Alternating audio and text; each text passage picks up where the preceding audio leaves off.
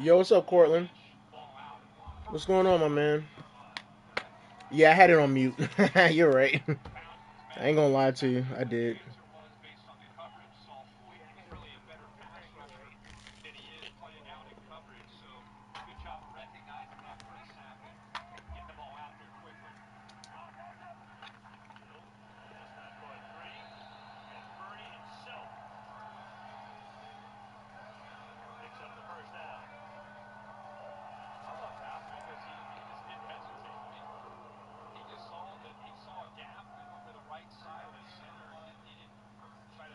Yeah, in February, bro.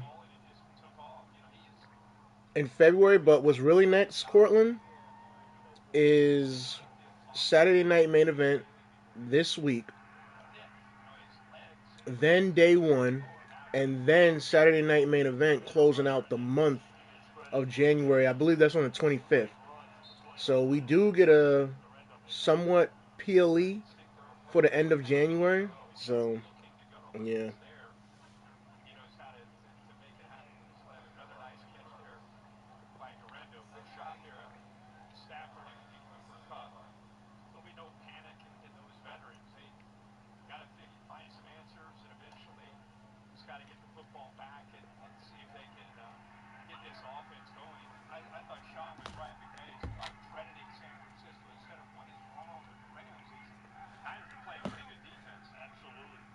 so I'm just sitting here watching the football game. They're bringing day one back. Yeah, the Netflix thing that's considered day one. Cortland.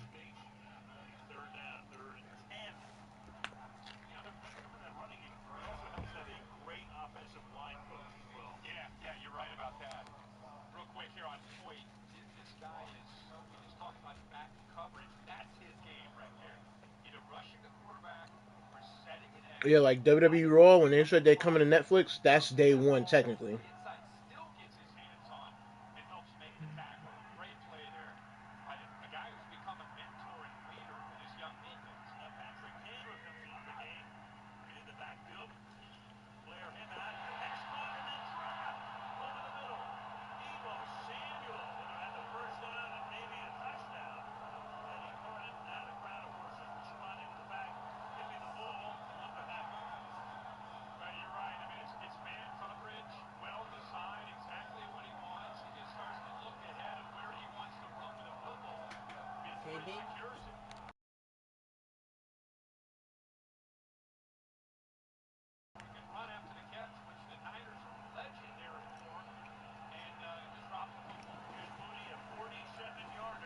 Uh oh,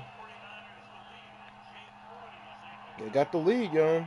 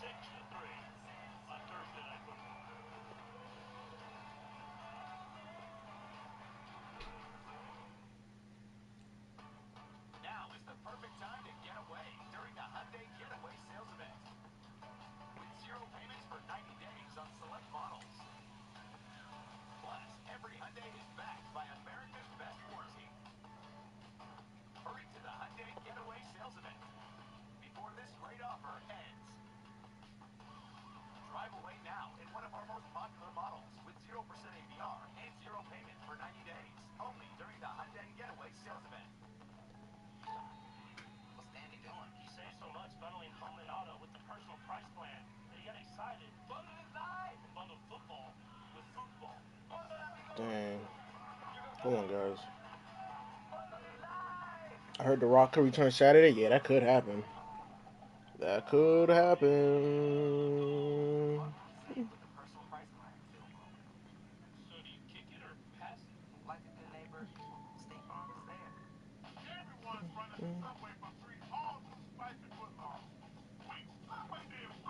Yo, what's up, Deshaun? What's going on, man? I'm just sitting here watching the football game. Uh, so we're just chilling with the little screen.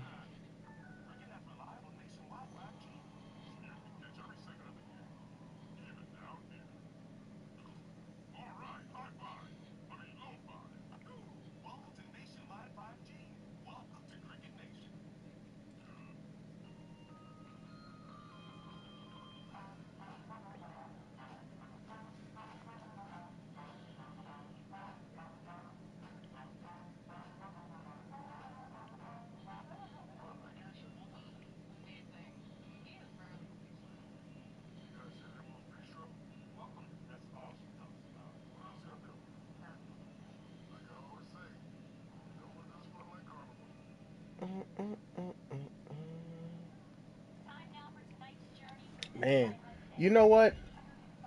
Yo, I ain't gonna lie, man. Fried Oreos, man, is high key becoming like my favorite dessert, man. Well, it's not dessert, but fried Oreos with butter rich syrup, man. Can't go wrong with it. You can't.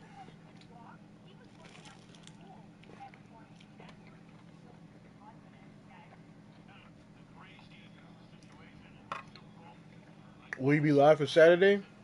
Yep. Yeah.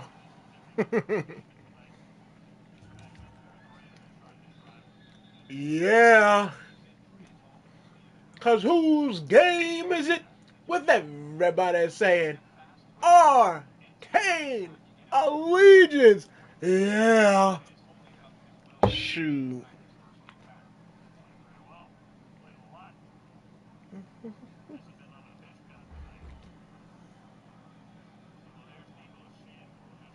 Can't wait for tomorrow and Saturday. What you looking forward to on tomorrow and Saturday? Enlighten me.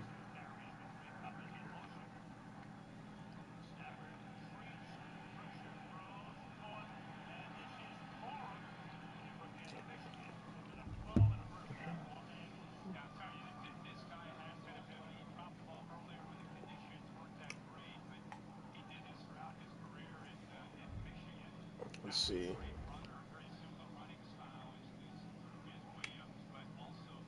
What's that say? Saturday the whole show. They got to be preparing something, man. They have to. I don't think. See, tomorrow I think it's gonna be a chill show because usually whenever there's a prime time show like Raw, no, like SmackDown, I'll say SmackDown because there's no PLEs on Tuesdays. So, anyways, whenever there's a show before the PLE, usually the night before is usually chill at the end of the day, or the week is pretty chill or mid, so to say. Um, so tomorrow I don't expect nothing big. I really don't. We'll see what happens, and we'll go from there. Saturday, I think is going to be pretty good, but I don't think Saturday is going to be better than War Games. I will say that, but I do think Saturday is going to be pretty dope. What's up, Dre? 300K. What's up, man? Have you seen rumors of the winged eagle belt coming back? They teased it with Cody and Hunter. Yeah, somebody had asked me about that, and I'm gonna say this. Allegedly, it's supposed to be for one night. Allegedly, that's what Hunter said. Me personally, I think if the belt looks really good, I think that they're gonna make it like a signature series for Cody.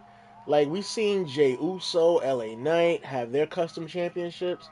So I think if people like really like it, which I know they are, because a lot of old heads was like, why'd they get rid of the old belt? This was the best belt ever. This belt looked amazing. It was the best looking belt. Why did they change it to the W crap? So, yeah. So what's basically gonna happen is if the belt looks great and if people push for it, Hunter's gonna let him keep it, and he should let him keep it. Quite honestly, because it fits Cody's whole style, it fits his whole character, and in the whole nine. So he should he should represent that belt. And honestly, I'm gonna be honest with you. Me personally, I'm tired of the W logo belt. I'm tired of that. That's just to me, it's just laziness at the end of the day, man. Because we had two Universal Championships with the W logo. We had the WWE Championship, even though it said World Heavyweight Champion underneath the W logo, which was the black belt. I'm tired of the W logo, man. Let's get something new going.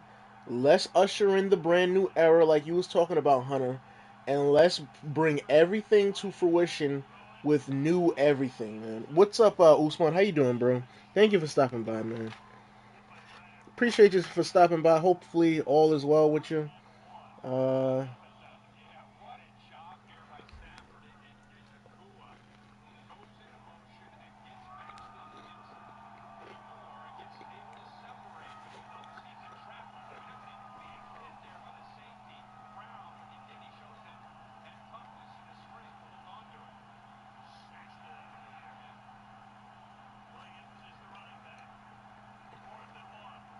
it's not Roman's belt. Oh Lord, here we go.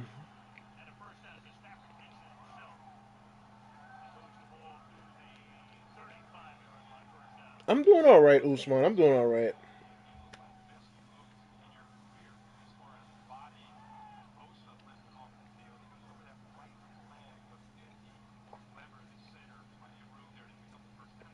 I just didn't like that they came up with. Well, it's not a design. Like I said, it's just laziness.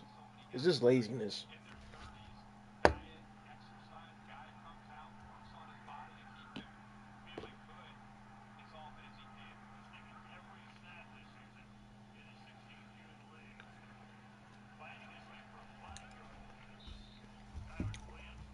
Slept at 9 p.m. Woke up around 2 a.m. It's 6 a.m. right now. Checking on the door, making sure it's okay. Yeah, Usman, I feel bad for you, bro. I do because your dad is one of those people who is a narcissist, and he's one of those type of people who don't think anything is his fault. He think whatever he's doing is correct, and he think that it's cool to possibly put you guys in harm and in danger, and that's not cool at all, bro. That's not. I always say, in my personal opinion, I'm not a father. I don't know if I'll ever be a father one day. I really don't. But I always say, if you're not ready to be a father, don't have children, man. Just don't have children because at the end of the day, children is innocent. They're innocent. Why would you bring children into the world just to bring harm to them? That just makes no sense to me. It really makes no sense. But you got idiots out here that's doing it. They're doing it. They don't care. I mean, they could care less, which is crazy. I mean, I never thought people would find joy and happiness in bringing harm to their own children, putting them down, and trying to like physically harm them, and they harm their mother. And bro, man, I've always said this because it's true. If I find, in my opinion, the one, oh, you best believe she getting treated like a queen, man. Sure, she's the mother to my children. Okay, she's the mother to my children. First of all, that makes us tied for life. So if I'm tied to a woman for life, I have to automatically have respect for her. Okay, I have to. Not only because she birthed my child, but it's because she did a lot of work into giving me my child, my seed, carrying my seed to make sure it's born. You know, and not only that, but when you're connected like that for life, because you both brought life onto the planet, is no feeling there's no feeling in the world like having your own seed in your own hands each and every single day. Watching them develop, watching them evolve into a grown person each and every single day. Those are the little gifts that stupid guys they don't appreciate. So, you know, I just don't get it, man. I don't understand it. Maybe it's because I think different. Not maybe, it is because I think different. You know what I'm saying? You know, these dudes out here, man, they be getting some great women and they just be effing it up, bro. They eff it up because a lot of dudes they got this thing called pride and ego, and they can't put that to the side. Once a dude loses in something, they automatically think of getting revenge because they can't let it slide and move on with their life. So, you know, That's just how it is with some type of dudes, man. I don't understand why dudes be wanting to get revenge on their children's mothers and take that anger and frustration out on the children. I don't understand that. It's crazy. Like I said before, you're doing nothing but harming yourself at the end of the day because you're gonna get old one day. And you're gonna need them same kids. And them kids ain't gonna forget what you did. Cause children, they don't stay small forever. They don't. And they don't forget what you did to them. So, anyways, let's see. Solo has been doing Jacob Fatu dirty. I'll be surprised if Jacob doesn't turn him eventually. Maybe that'll happen, Cortland. But probably not now, though, bro. Not now. You know what I'm saying? Let's see. Thank you, man. Appreciate it. What happened yesterday took me out of surprise, especially in the morning when everyone was sleeping. If I was sleeping too or busy, he could have broke the lock. Yeah, it's a good thing you woke up, Usman. See, you smart, bro. You're a very, very, very intelligent dude, man. And I'm glad you recognized that and picked that. You picked it up, and you didn't let fear control you. You went downstairs, made sure the door was protected, and you made sure you and your brothers was looking out for one another, and that's how it should be, man. What's up, Dre 300K? What is up, man? I meant to ask, how did your birthday go, man? But yeah, man, that's just me.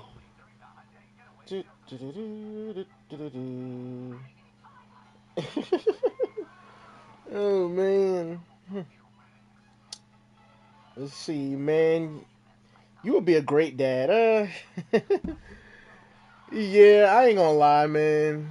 I ain't gonna lie. Like, if I ever become a dad one day, man, it'd be like that's life changing, man. That's life changing in a human being's life because not everybody can have kids. Not everybody can produce. So that would be life changing for me, quite honestly. Like I said, I just want to find the right one before I like decide on having children because that's the most important thing. There's a lot of dudes out here to where they just sleep with anybody and any old thing, and they be busting up in them just because they look good. Oh man, I don't care. I'll nut in her. That's how a lot of dudes is. If a chick is fine, so I don't have that mentality. I really don't. When it comes to creating life, I want to build a family and have a two-parent household. You know what I'm saying? That's what I want to build at the end of the day. Because in my generation, it seems like it's not enough two-family households. If I'm being honest, a lot of dudes they do stupid stuff. They put on child support, and then there's a lot of chicks out here that's just effed up in the mind to where they abuse these children mentally and verbally because the child looks like the father and the father's a good man, and they take their anger out on the child just because the child looked like the father, or they take their anger out and frustration out on the child and the dude because they can't stand the dude. And me, I will not be in any type of situation like that at the end of the day. So yeah. See, we got a hole through the door so we can see who is outside. Nice. It's really helpful. That's nice, Usman. That's nice. Um, if I were you, Usman, before I would go to sleep, I would make sure the doors is protected before you go to sleep, bro. Because he's gonna do it again. He's definitely gonna try again. And I do not let your father have any type of intimidation tactics on you and your brothers, bro. Okay, because your father, he's a bully. He's a bully, man. And we all know 100% of the time, bullies are cowards at the end of the day. They only pick on people they know they can get away with it on. Okay, so. Oh, shoot. Stafford got thrown down. But, anyways, yeah, your father's a bully, which means he's a coward at the end of the day. Okay, he's only picking on you, your brothers, and your mom because he know he can get away with it at the end of the day. Okay? Um, like I said, don't ever let your father have that power over you, bro. At the end of the day, you know who you are. Your brothers know who they are, and that's what counts at the end of the day. Let's see, yeah, bro, that's what we do. The door's locked 2 times. We got some stuff put up on the door, thinking of buying a pepper spray. So if he opens the door, anything, Yeah, definitely get some pepper spray. Yeah, yeah, get some pepper spray. Get yeah. And make sure you spray it like Raid, bro. Shoot, spray it all in his eyes and kick him in the nuts if you got to, and kick him out the house, bro. Shoot, and I hate to say it because I'm not an advocate of violence on parents. I'm not, but when children are left to defend themselves and nobody's protecting them, at the end of the day, oh yeah, I'm for it. And your parent is trying to bring harm to you. Yeah, do what you got to do. Defend yourself, man. Do what you got to do, man. Hit him with a haluva kick to the nuts, bro. Shoot. Shoot, that's what your boy Sami Zayn would do. So make sure you do that, Usman. Shoot. Mm-mm-mm.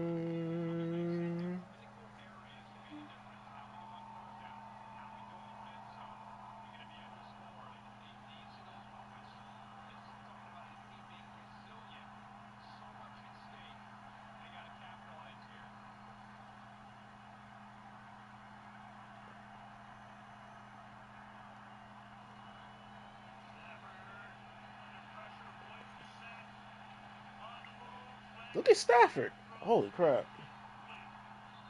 But yeah, Usman, make sure you haluva kick your dad in the nuts, bro. Shoot. I know you can't reach his face yet, but you gonna grow, and eventually you're gonna be able to haluva kick him in the face. So yeah, and then eventually you're gonna start lifting weights. You're gonna be lifting weights, Usman, and then you're gonna be able to give him a blue thunder bomb straight on the floor, bro. Oh yeah, that's holding. You can't do that straight to the neck like that. Hell no. But anyways, thank you guys for the lights. I'm just chilling right now, guys. So basically, what I'm doing is I'm just chilling. I'm watching a football game, and yeah, man, I'm just chilling.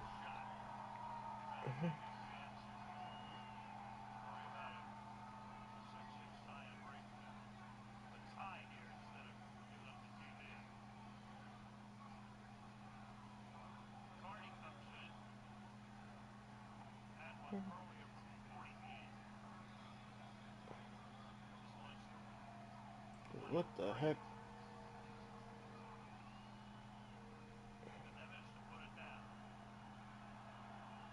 Oh my gosh, I can't even type.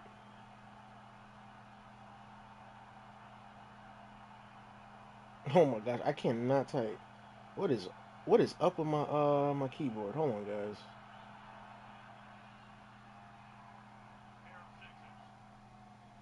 Oh my gosh, I can type on here though, right?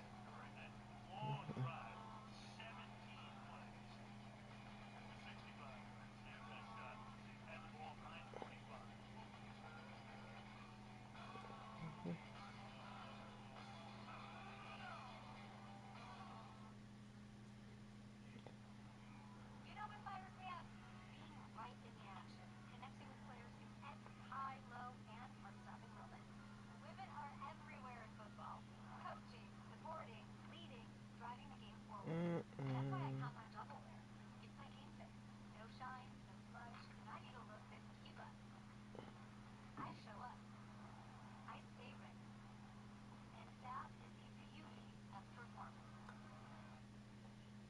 Dang, Estee Lauder.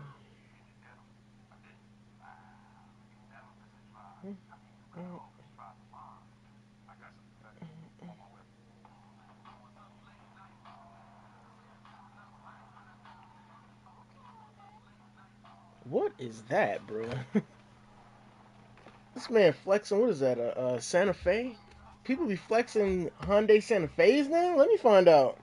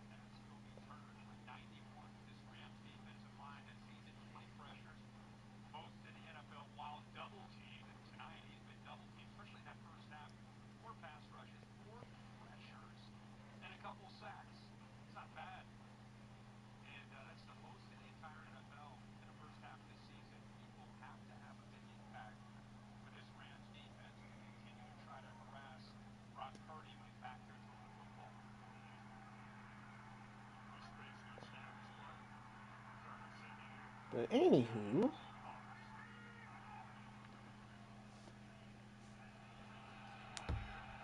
let me check YouTube. Make sure.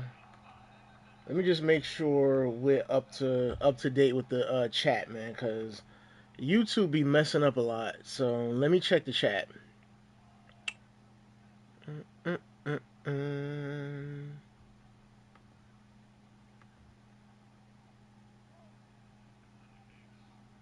Okay, I'm not missing anything. Nice.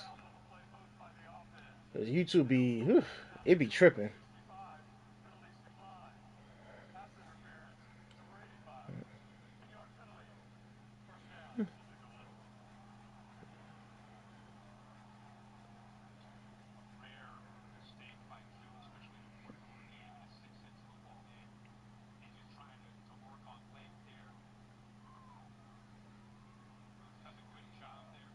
Wow, that that there is wow. Who's winning? Nobody. It's a tie between the Rams and Niners.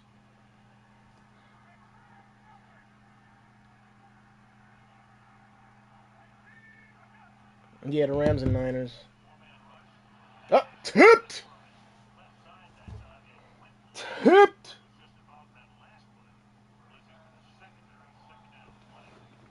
Second down and 20, y'all. Dang, my Oreo is it's not hot anymore. Darn it. I should have ate it when it was hot. What was that, Blitz? Yeah, that was Blitz. You don't have enough time, sir. You don't have enough time.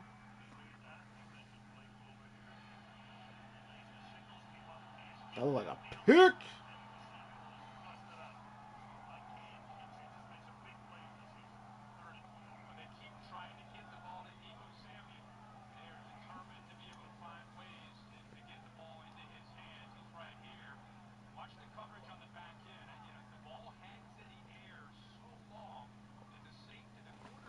Oh, man. Ugh. Woo.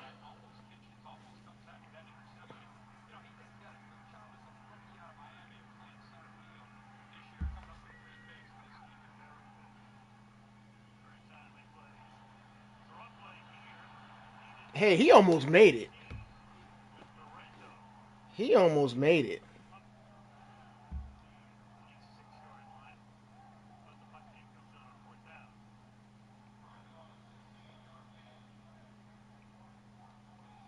Yeah, I think they are, Cortland. They should. I mean, they might as well. I mean, last time we seen Alexa before she got pregnant, we seen the hints, and then with Braun Strowman, I think they have him off TV because they're trying to think of what to do next. Yeah.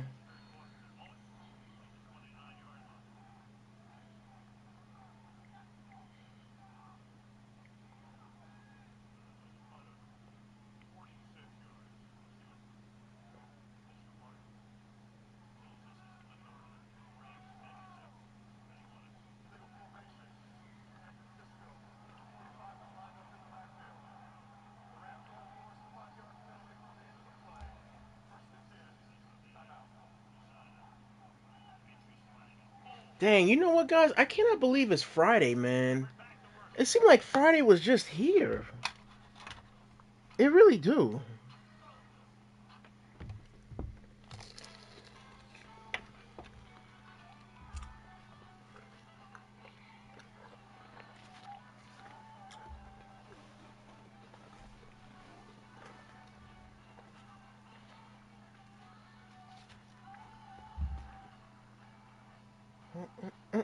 Mm-mm-mm.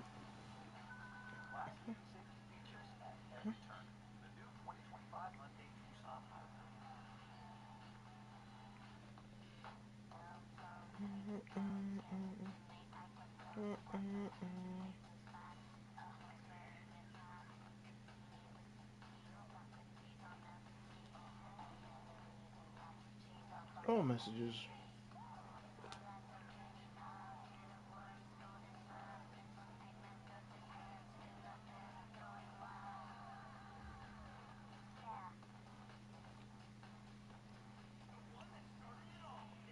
Wow. See, let's see, did you see Bill Cosby? Bill Cosby, he's a pervert.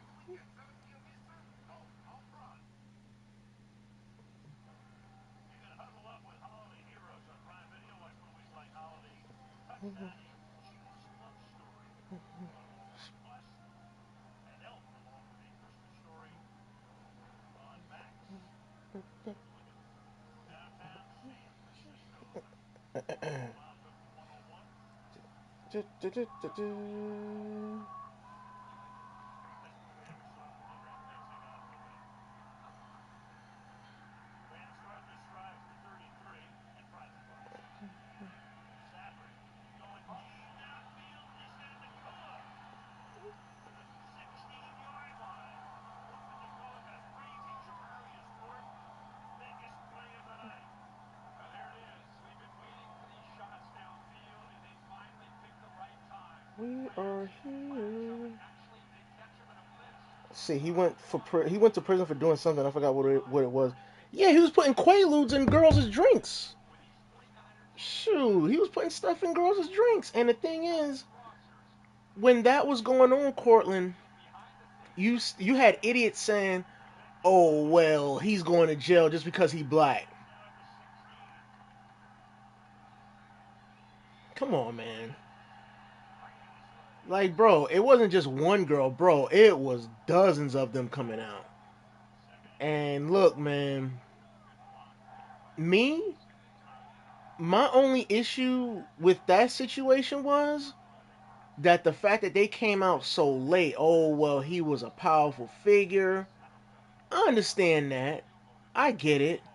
But still, man, whenever anybody, no matter who it is, violates you and takes advantage of you like that, you need to report that ASAP. ASAP.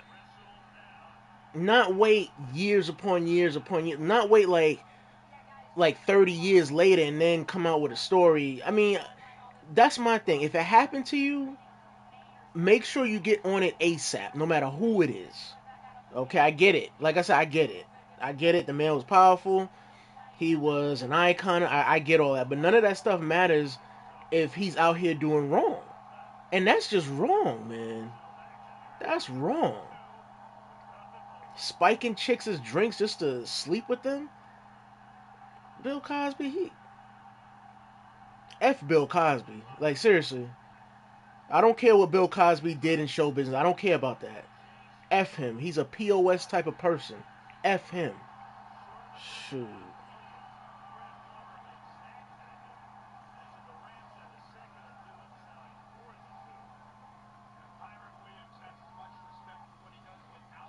When the stuff came out with Harvey Weinstein, I'm like, who the heck is this fat blob?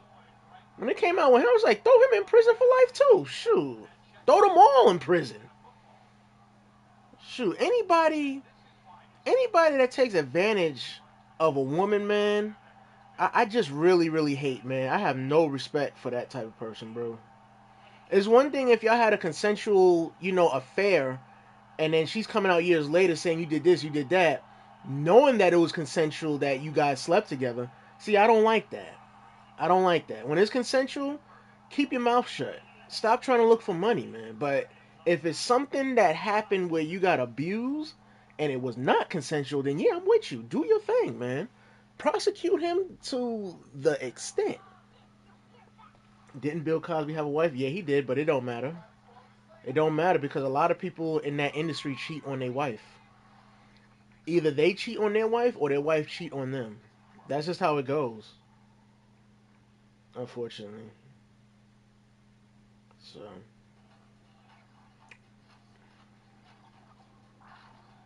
shoot, look at Hogan. His wife was cheating on him, and he was cheating on his wife. I know they're not Hollywood, but I'm just saying. In the entertainment industry, they cheat on each other. Look at Will Smith and Jada Smith.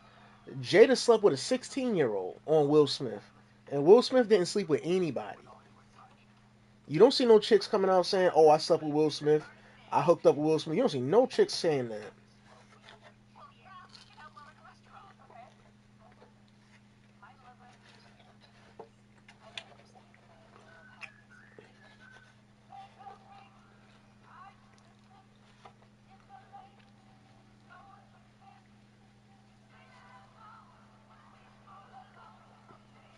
You don't see no 16-year-old chicks saying that Will Smith did this and did that to them. You don't see them coming out.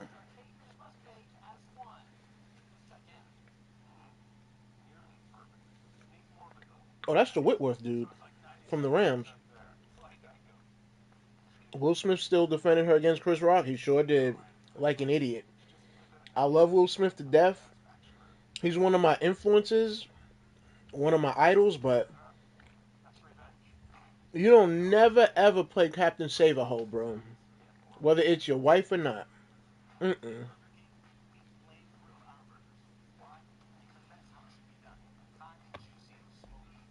And the fact that he let a 16-year-old pipe his wife down, I lost a little bit of respect for Will Smith, man. When he just let that happen. And the thing is, Jada didn't even go to prison for it. She didn't even go to prison for it. Now, imagine if it was Will Smith piping down a 16-year-old chick, he'd be in prison for it.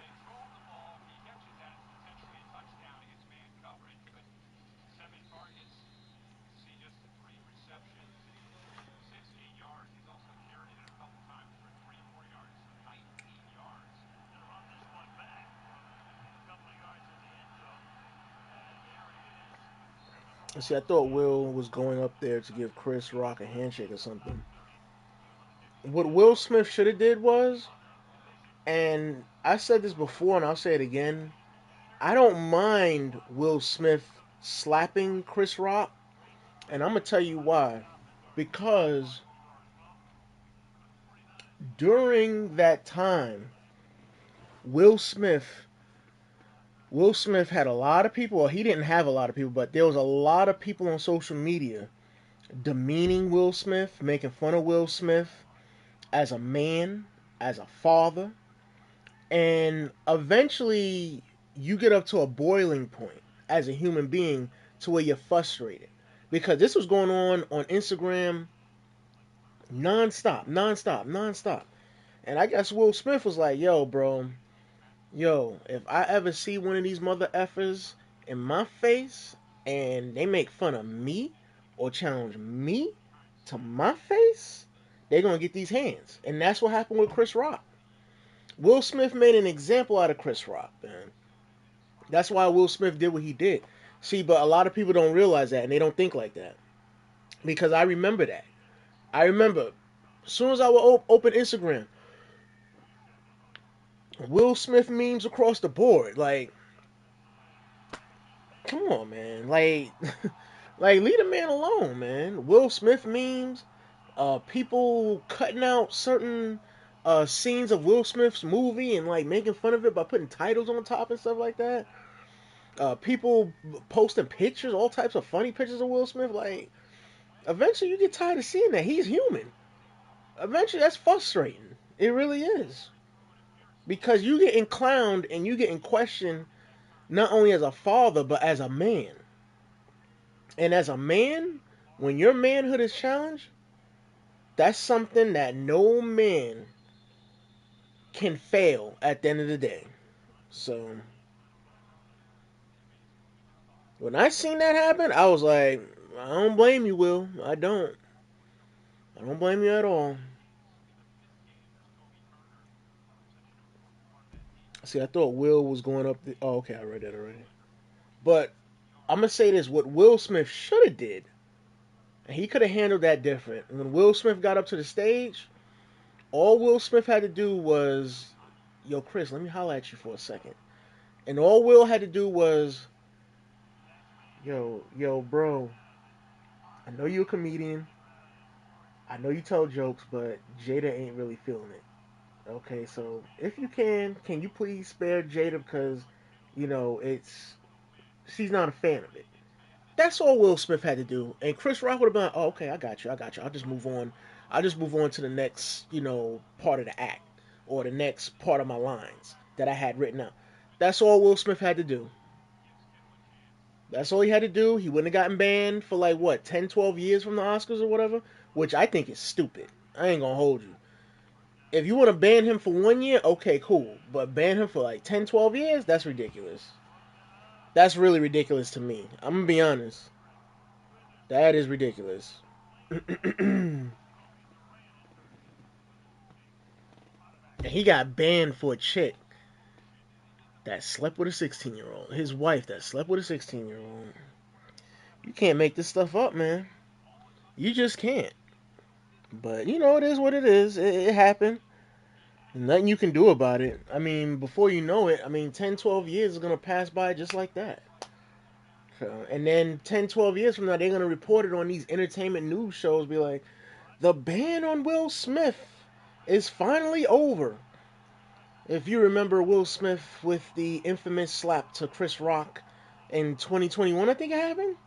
2021, and Will Smith, as you saw, smacked Chris Rock over a joke that Chris Rock had said to Jada Pinkett Smith, and it resulted in Will Smith getting banned from the Oscars for 10, 12 years. Like, and then you know what the crazy part is? After that happened, and this is why a lot of people say it was fake and it was staged and everything like that. Because after that happened, Will Smith got a lot of calls from movie directors to be in movies. He got a lot of opportunities to be in projects. And Chris Rock, he capitalized on it because the comedy shows he had lined up in Boston and everywhere in America, it all sold out.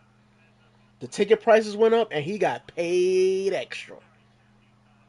So if you look at it, they both won at the end of the day from that situation. I'm gonna be honest. They both won. Let's see. She didn't go to prison. Nope. Nope.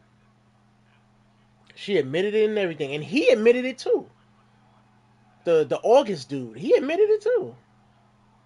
But like I said, let that be Will Smith. Let that be Will Smith sleeping with a 16-year-old chick.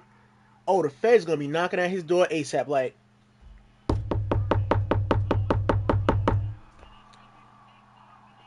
Mr. Will Smith, yes sir, you're under arrest for contact with a minor. Put your hands behind your back. That's what would have happened. So, see, if that was a guy, they would have locked him up so fast. Exactly. You see what they did to R. Kelly, right? You see what he was doing to those 13-year-old girls and those 14-year-old girls, right? You saw they locked him up ASAP. So, they wasn't playing with him. They locked him up ASAP.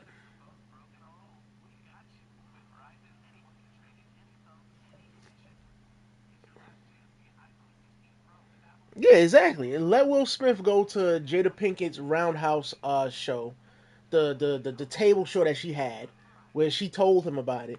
Let Will Smith go on that show and be like, "Well, Jada, I have something to tell you.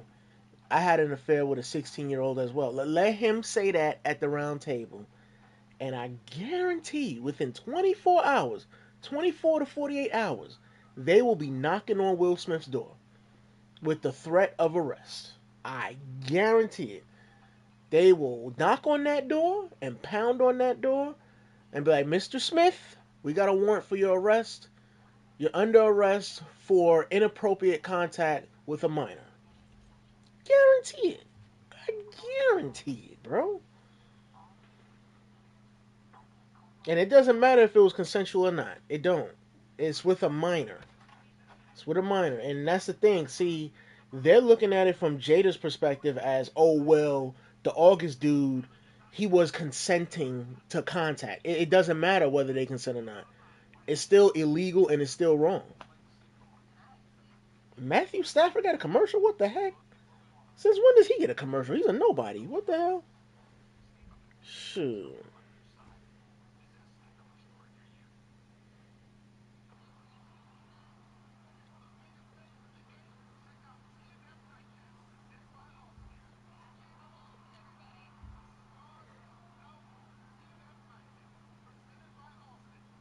But yeah, after that happened, I lost all respect for Jada, man.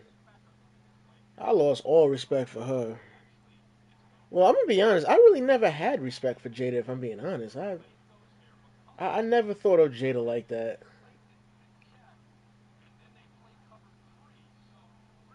because Jada Pinkett, she's one of those females that thinks that she can just run all over you and just own you. And y'all know me, I don't like females like that. I really don't. I can't stand females like that. I can't. And the thing is, with Will Smith, I get it. Will Smith is a nice guy. He's a nice guy, but Will Smith. There's times where you just got to put your foot down, bro. I'm just saying. Look, I know you didn't get the divorce. That's why I said I only lost a little bit of respect for you when you didn't check Jada for that, entanglement with the August dude. But I get it. You don't want to get a divorce because you don't want to fork over $232 million. So I get it. I get it. I do. I do. And a part of me is not mad at you for that because $232 million. That's a lot of money, man. That's why, guys, before you get married, you must sign a prenup, man. If a chick is like, well, why are you making me sign a prenup? What, you thinking this marriage ain't gonna last? If if she's telling you that, then you already know right there that she's not the one. I'm just saying. Because a lot of chicks out here, when they get married, a lot of chicks out here, man, a lot of chicks, I ain't gonna lie, a lot of chicks out here, they do be plotting. They do be plotting. They don't really be in love with the dude. They just marry the dude because they figure, oh, well, the dude, he got something financially and he's all into me. So I already know I got him. When I say it's over, I'm going to get paid for my time. And a lot of chicks have the mentality of, oh, well, oh, well, if this don't work out, I'm not wasting my time. I got to get something. A lot of chicks has that mentality, bro. A lot of them. That's why I always tell dudes, sign a prenup. This is why I always tell dudes, you have the power, man. You have the power. You have the power of giving children. You have the power of setting up weddings. You have the power, okay? You have the power of how weddings go, okay? I always tell dudes that. And a lot of dudes they don't see it because their vagina whip. The vajayjay is so good they don't think about stuff like that. They really don't. Like, no, you got to protect yourself. You got to protect yourself for the future, man, because you don't know what the future holds. Shoot, today marriages don't last. Shoot, today you'll be lucky. You'll be lucky to see majority of marriages last 2 years before divorce happens. Shoot. That's why I always say with me, when it comes to that, I don't take that stuff lightly, man. I gotta be with a chick for a long time. I gotta be with a chick for at least 5 years together. And I gotta live with the chick for at least 4 years to determine if I'm gonna marry the chick. Now, if a chick is trying to pressure me into marriage, I know for a fact she's not the one. If a chick doesn't pressure me into that, I know she's the one. I know. Let's see, bro. Can you tell me how she didn't go to prison? Females are so lucky. OMG. I don't know, Cortland. I don't know, but yet you got these teachers out here. These teachers out here that be sleeping with these 13-year-old boys and 14-year-old boys. They go to prison, and they go to prison for a while. But yet Jada doesn't go to prison? I don't know. Something is really funky there. It's really funky. I mean, look at the Jay Z situation. This chick is coming out, and there's more chicks coming out. There's this chick that's coming out saying that when she was 13, Jay Z and P Diddy took advantage of her. You see how serious that's being taken. You see the charges is being filed on them. Well, Jay Z didn't get arrested, not yet. But I'm just saying, you see the charges filed on them, and this lady is a grown lady now. The same with the August dude. The August dude is legal. He's a grown man, and these two are admitting to an encounter on TV, especially Jada, of how she slept with August. The August dude was 16. Now, how come Jada didn't get papers served to her in the mail, like warrant wise for her arrest? How come she didn't get papers served? How come the police didn't come knocking at her door saying, Mrs. Smith, you're under arrest for illegal contact with a minor? You know the contact, but I can't say it because of YouTube. Sexual contact with a minor. Or should I say sleeping with a minor? There we go. Let's see. If you're not married, she can't get anything. She can't get anything unless you provide it, bro. Like unless you give her like if you give her gifts, I think you gotta I don't know how that goes. I don't know how that goes, but usually some dudes, depending on what gifts they giving these chicks, they just take it back. They just take it back from a manual perspective. Like they'll go and like take their own stuff back. Shoot, because in the court of law, if you give somebody something, that's a gift. And when it's a gift, it becomes the person's property that they gifted the gift to. It becomes their property. So I don't think there's pretty much anything you can do about it. I don't think. I could be wrong, but I don't think there's nothing you can do about it. I really don't. I think the court of law is going to say, well, you gave it to this person as a gift, right? And once you say yes, that's pretty much all she wrote. They're going to say that it belongs to her. So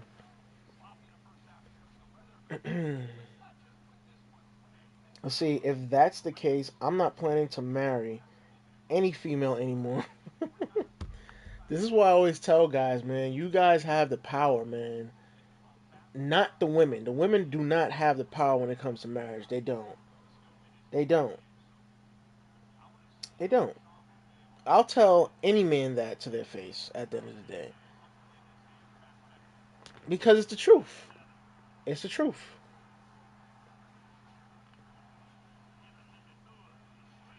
That's why I always tell you guys no woman can force you to do things that you don't want to do or put you in situations you don't want to be a part of.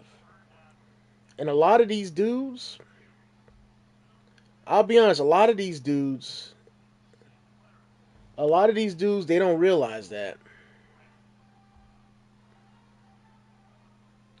They don't realize that, and they just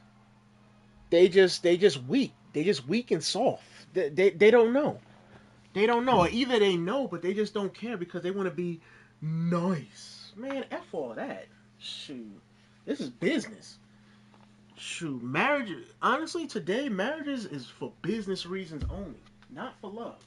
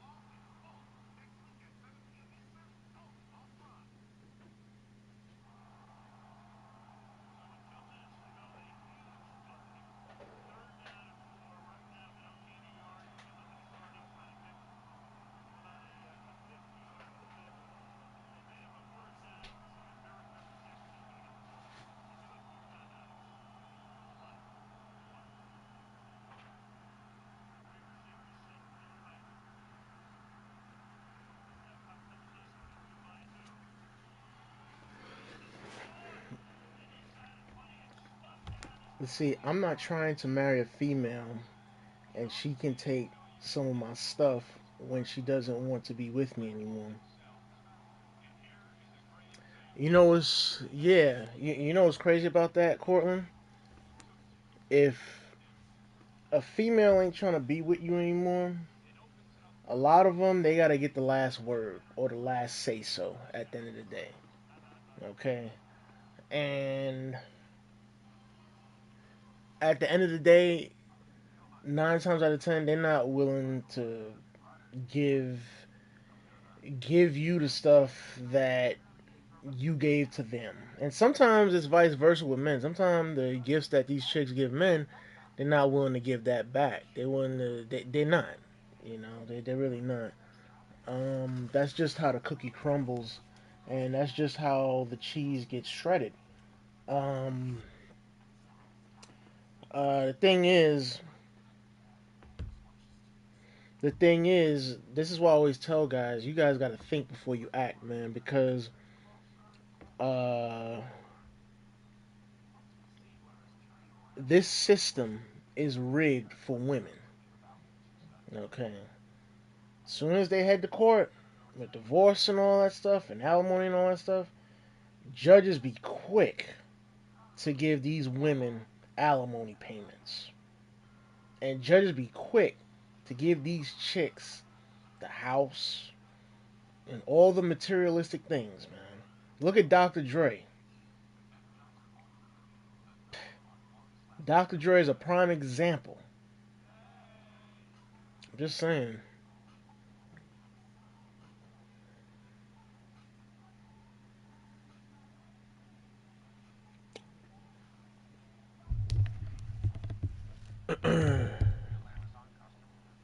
His wife cleaned him out.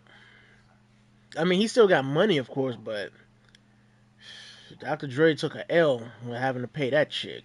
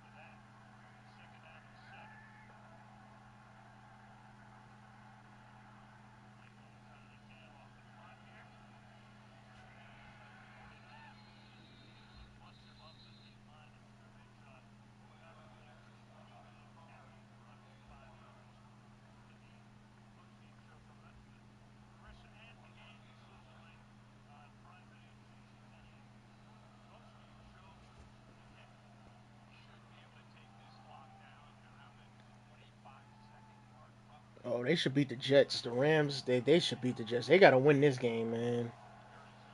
They have to win this game. There's just no excuse here, man. None. 9-6. That is a crazy score.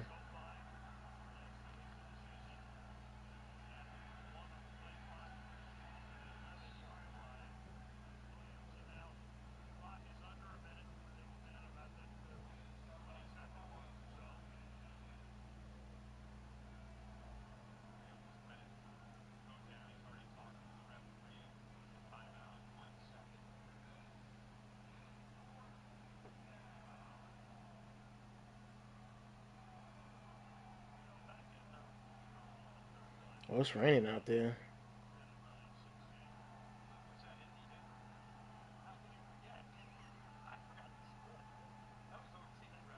Nah, they not going. They should go for it. I'm not gonna lie.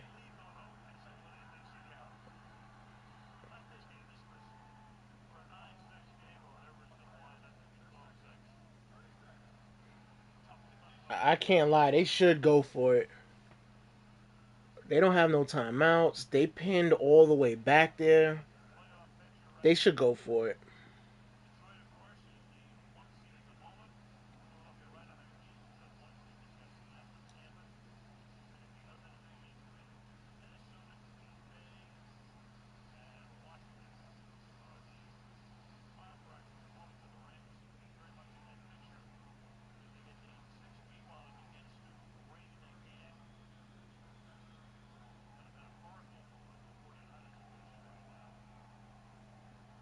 Oh, they're gonna kick it.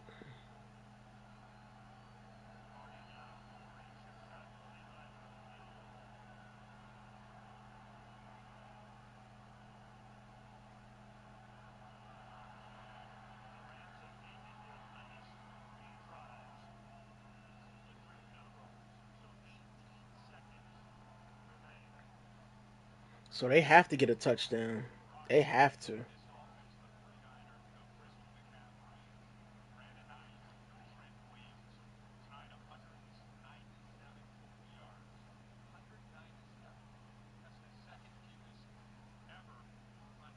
Mm. Do, do, do, do, do, do, do, do, do, do, do.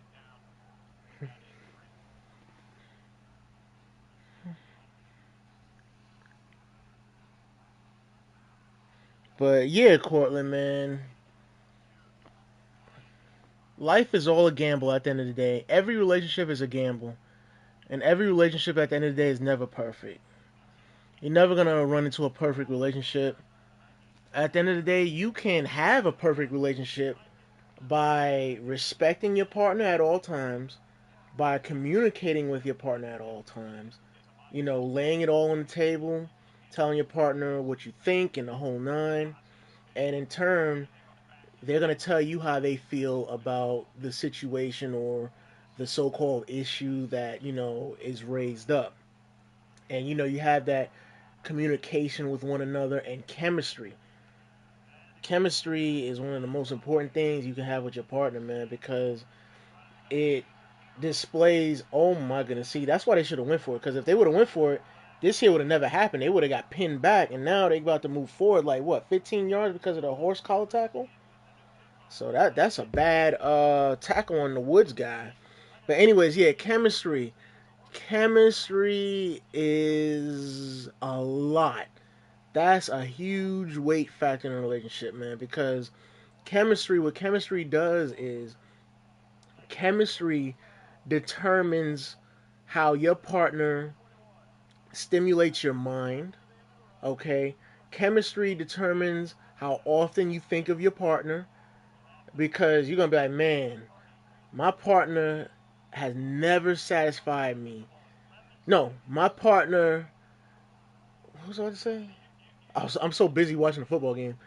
Because chemistry is going to have you thinking about your partner, thinking about intimate sessions with your partner, because you're going to be like, dang, ain't nobody satisfied me like my partner does. He or she is the best I ever had. So chemistry means a lot, man. It really does. Oh shoot, they playing deep. What the hell happened? Oh, time out by the Rams. Okay, cool.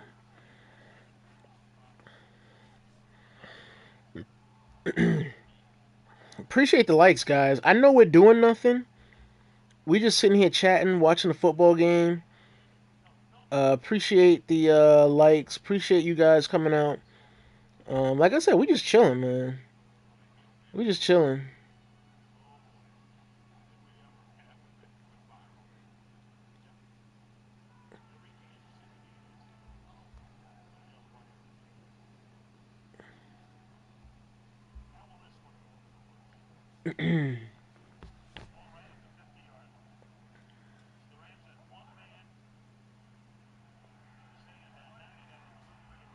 He said we chilling. I'm lurking. Yeah, you lurking like the CIA, like the FBI. Bro, you should get a job working with the FBI, bro. You do a great job at lurking. I'm not even gonna hold you.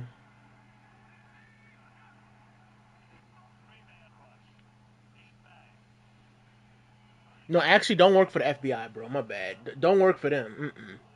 Cause J. Edgar Hoover, he was such a B word. He was just a mother effer to black people, bro.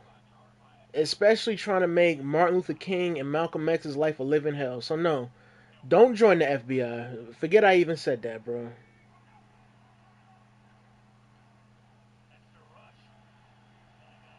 Oh, it's over. Yeah, don't join the FBI. I don't think any. I'm gonna be honest. I don't think any. I don't think any. And this gonna sound racist, but I'm gonna say it because I just don't care, and it's the truth at the end of the day. I don't think any black person um should be an FBI agent because, and I know it's history and the whole nine. I get it.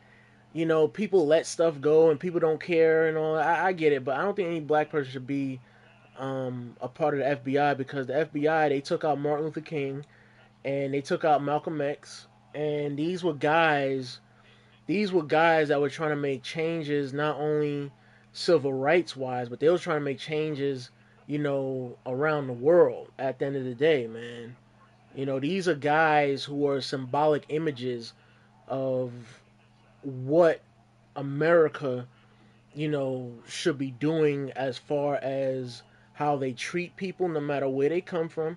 Because you had Indian people, Asian people, and Hispanics. They were getting targeted too. They don't say it, but they were getting targeted too, along with black folk. And there was some white people getting targeted as well. They don't say that neither. But I'm just saying those two guys and others, obviously, those two guys put their lives out there to make sure that today is a better tomorrow for everybody at the end of the day. So, and like I said, that J. Edgar Hoover clown, just a clown, bro. I can't believe that fool got a building named after him too. That's just crazy.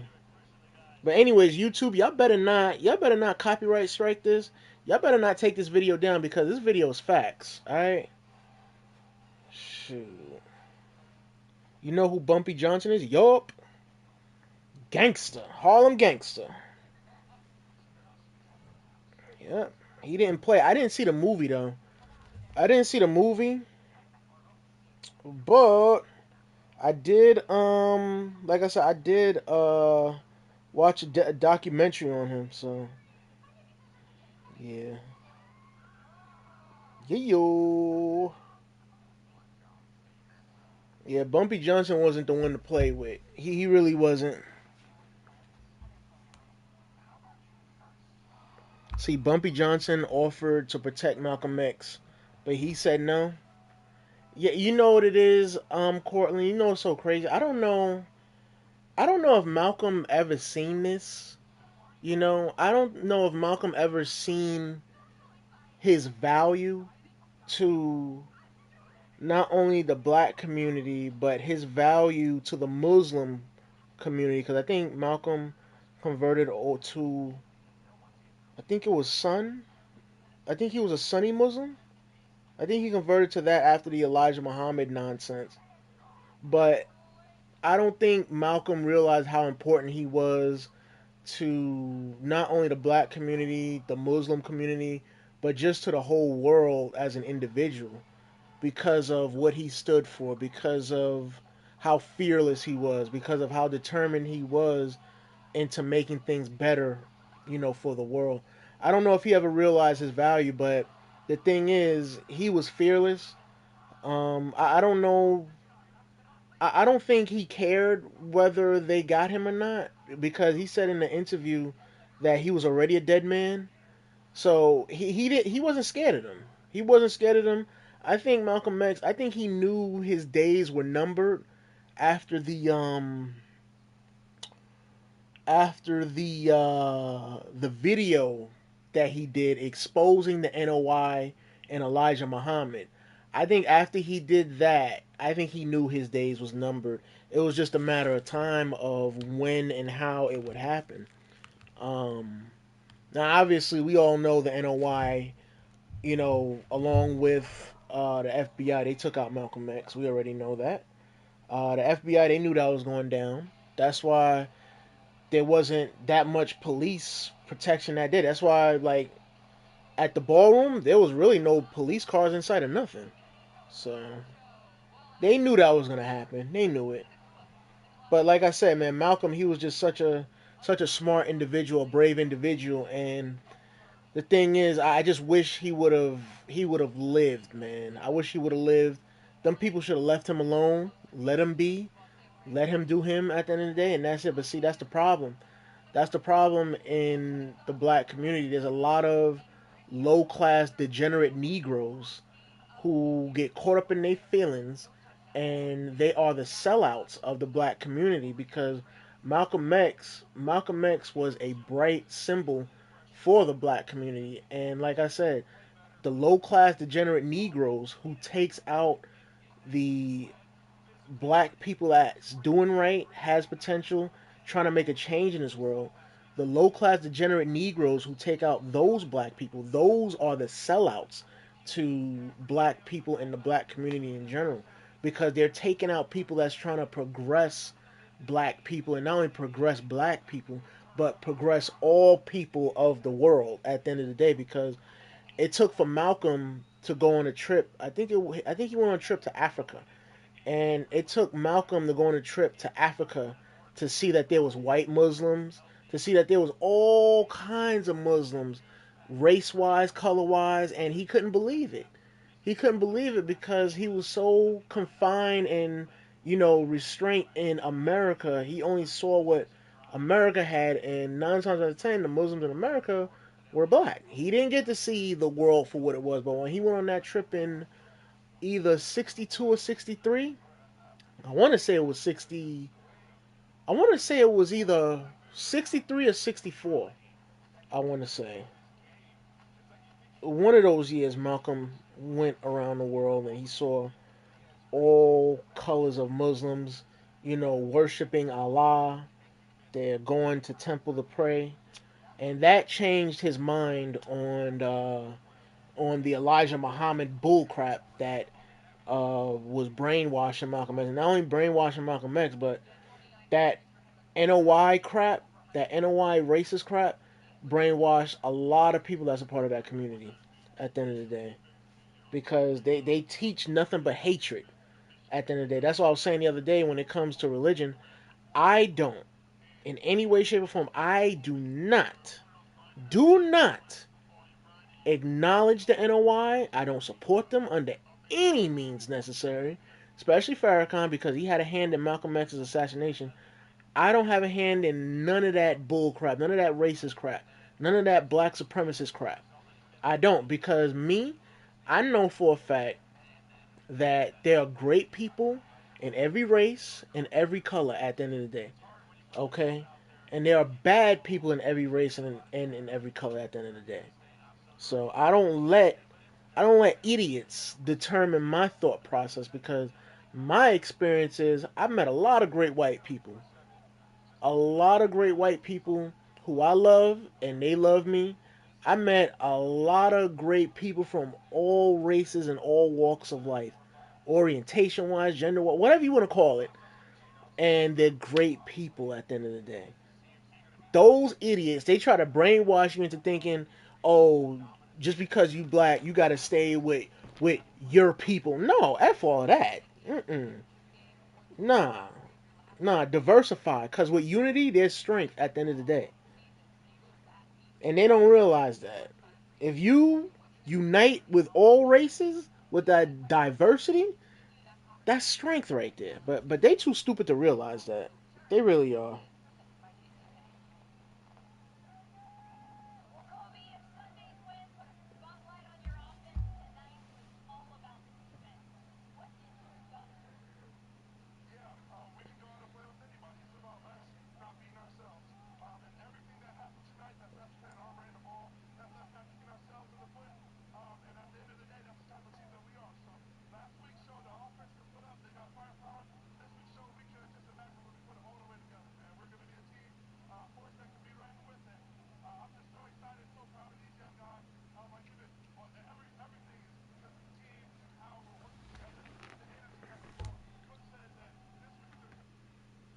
Okay, so the Rams they won. What was it 12-6, something like that? And 12-6. So I'm about to do so. Oh yeah, yeah, yeah, yeah. I'm about to look up this. What you call it? Wait, what? I have no idea what that is. Let me see. I'm about to look it up.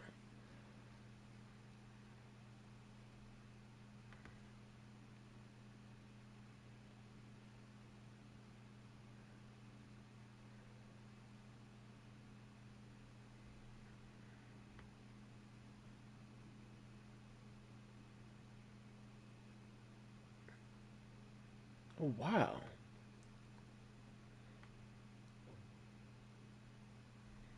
Yeah, I don't know. I don't know what any of this is.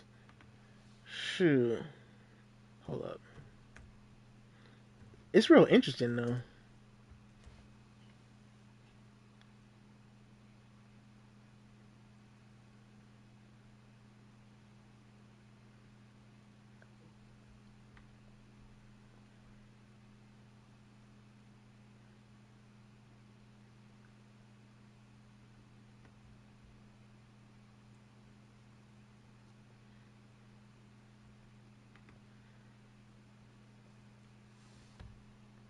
Let's see.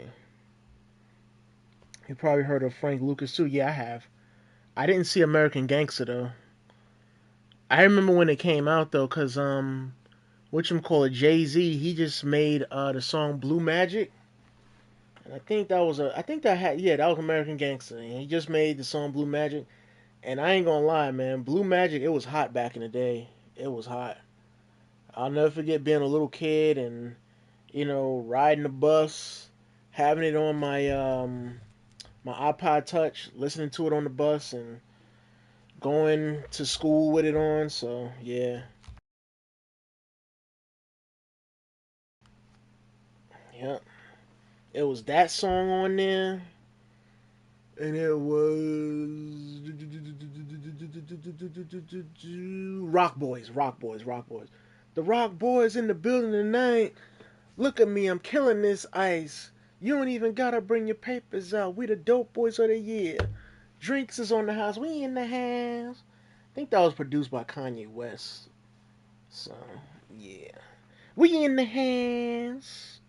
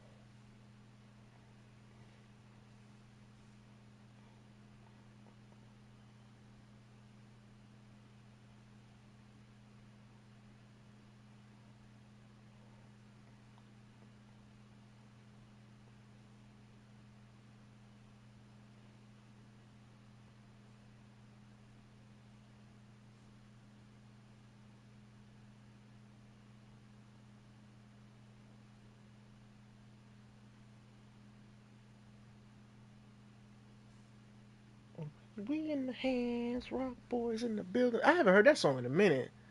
Look at me, I'm killing this ice. You don't even gotta bring your papers out. We the dope boys of the year.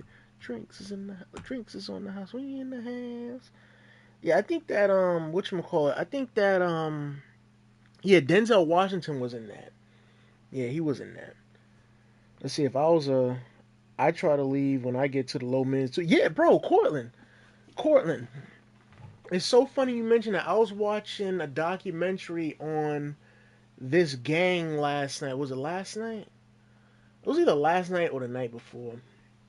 I was watching this documentary on this gang called YTC. Um, yeah, YTC, and I was watching the documentary on Fat Cat and Pappy Mason. Even though I have watched documentaries on them before, but I wanted to watch. There was this new documentary that I'd never seen before, so I just watched it. And the same thing with the YTC. Now I watched a documentary on them too, but I was like, you know what? Let me watch this other documentary. Maybe there's some details I might not know about. So I was watching it, and they said, and then they had this other documentary about, I think it was called The Wild Cowboys, and it was these Dominicans. They was making like 15 million a year, bro, in Washington Heights back in the 80s and early 90s. And I said, bro, if I get to 2 million, I'm out, bro. I said it before and I'll say it again. I get to 2 million, I'm out, bro. I'm out. You'll never ever see me again. Hell no. I'm out. I'm out. Mm-mm. Hell, if I get to 5 million, I'm out. I'm out. Why be greedy? Why? It just doesn't make no sense, man. It really doesn't. Yeah, I'm out of there, bro. Hell no. Mm-mm. Fools making 15 million a year, bro. They making 15 million a year, and their reign lasted 5 years, from 90 to 94. That's 5 years, bro.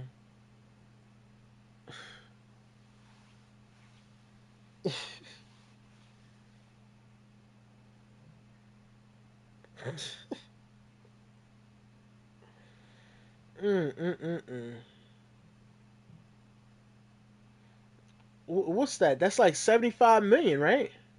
Yeah, I think that's 75 million for those 5 years. Like, why are you being greedy? Just mm-mm, mm-mm.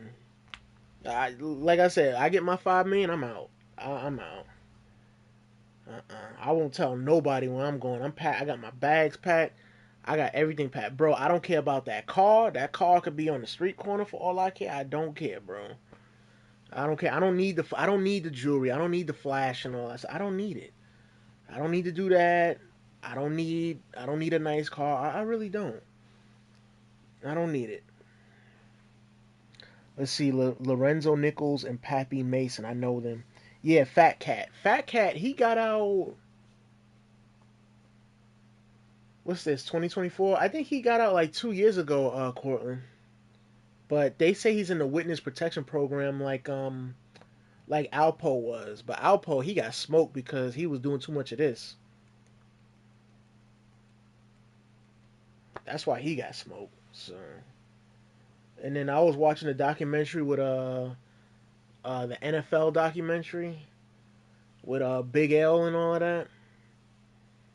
And the dude that took Big L's life, I remember when he came out, and I remember when he got smoked too. I remember that. So it's crazy. It's crazy how all this stuff, happened and how it went down. You know, it's just at the end of the day, I always tell people, man, leave that life alone. Do not even involve yourself with those type of people, man. Leave the ratchet holes and the thugs alone. Don't feel like you owe them something, like you have to interact with them. No, you don't. There's nothing. There's no law. There's no law that says you have to interact with them, bro. Ain't nothing wrong with, hey, what's up, and you keep it moving. There's nothing wrong with that. Hey, what's up? What's good? And you keep it moving. There's nothing wrong with that.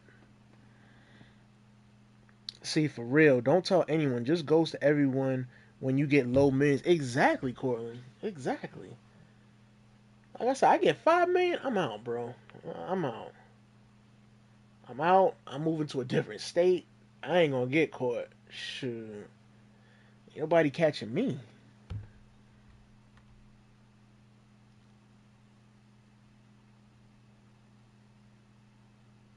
Ain't nobody catching me because I tell you what, as soon as I get out, I got my 2 or 5 million. As soon as I leave, I'm out. I'm gonna set up a investment portfolio to keep my money working for me.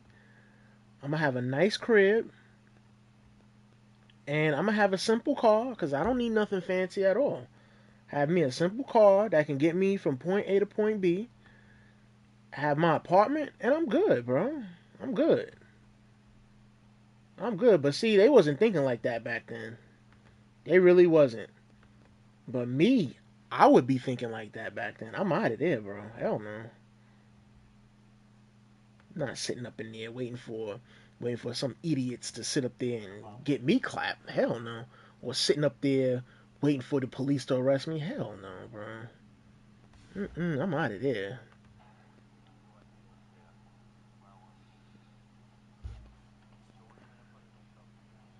Shoot, hell, if I gotta go to Canada, I'll do it. Shoot. I'll go to Canada, and then from Canada, I'm going to the UK. F that. They ain't gonna catch me.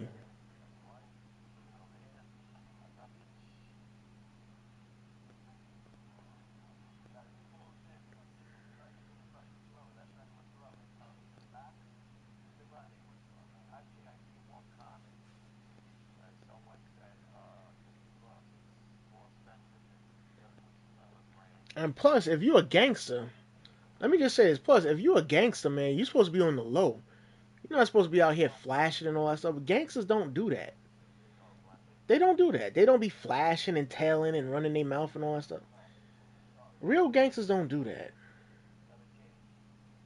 That's why when I was like watching those documentaries and there was like this person said this, word got out about this and that, and then that's how people's lives ended because they talked too much. They did all of that.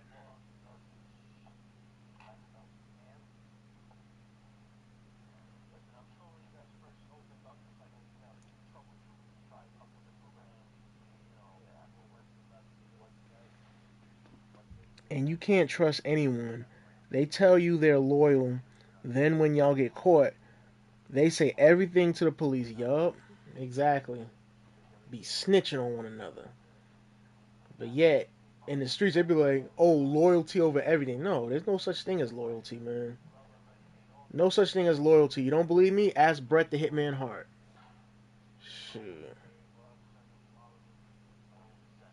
Be like loyalty, but yeah, y'all quick to snitch on one another for a plea deal. Okay. Loyalty, my behind. Shoot. Loyal. Ain't nobody in this world loyal.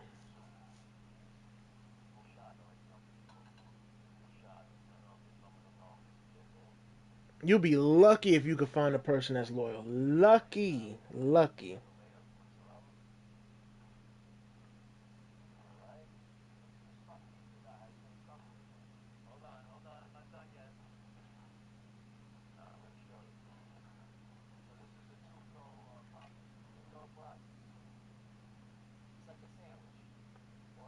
This is why they always say, like, when people's in gangs, man, this is why they always say people in gangs have the weakest mentality.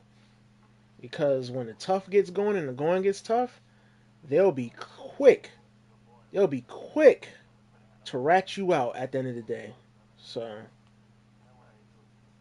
and that's what they do. They rat each other out to the feds and all of that, just to get a little bit of time or reduced sentence, should I say? Not a little bit of time.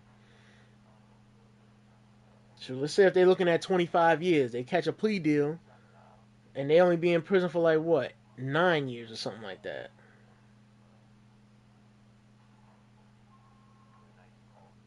But I get it because who the hell wants to be in prison for the next 25 years?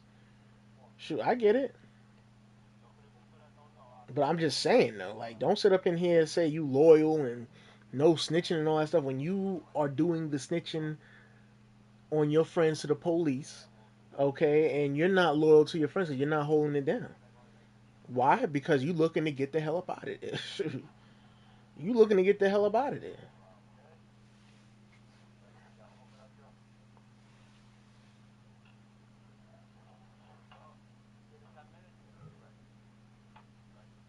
But like I said, I get it. I mean, who the hell wants to be in prison for like nearly 30 years? For what? Shoot.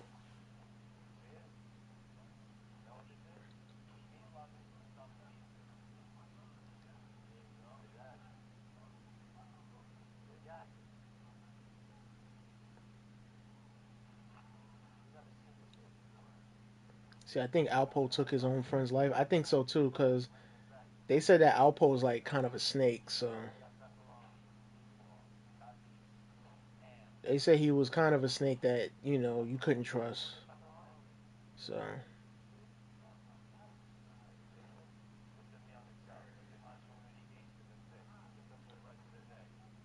shoot, Alpo, he was a terror in Harlem.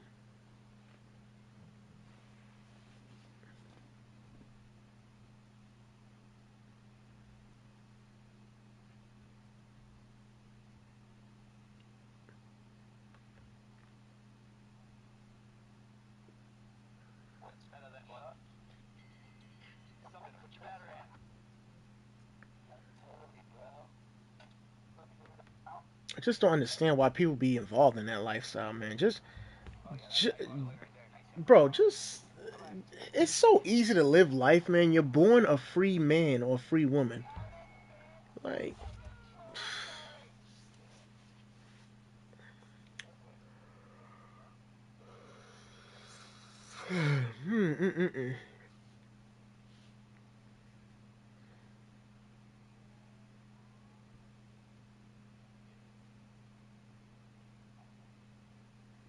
oh yeah, that was another thing I meant to say, man. These dudes out here, the ones that ain't snitching, these dudes out here, they serve what 30 years or whatever, and then you got idiots on the outside preaching, "Oh, free so and so, free so and so, no snitching, no snitching." Okay, you don't snitch. Let's say you come out in 30 years. What are you getting out of that? What are you getting out of that? Because the hood ain't giving you nothing when you come back home. What you gonna get? You ain't gonna get nothing. You just gonna get words. Words don't mean anything when you come home from doing a 30-year bid. That don't mean nothing. Like with Bobby Shmurda, when they were saying, "Oh, Bobby Shmurda, free Bobby, free Bobby," oh, oh, he's a real one. He ain't no sense, bro. What is that doing for Bobby, bro? I ain't doing nothing for him, man. Shoot, when he came home, yeah, he probably had money because of the Hot Boy single. He probably still had money still because of that, and he had royalties coming in because of that. But other than that, if he ain't had that, if he ain't had that at all, I guarantee you, if he came home, he would not be having anything, bro. Just people say, he's a real one. He didn't snitch. Like, who cares, man? Who cares?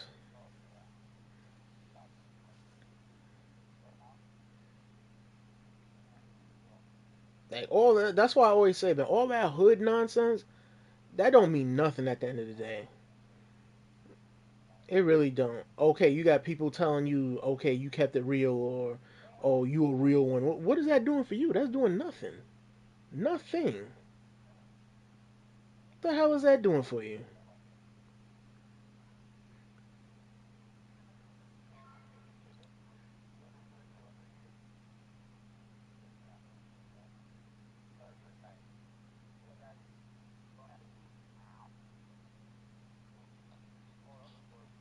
Like that's why I always tell people, do not get caught up in that hood stuff.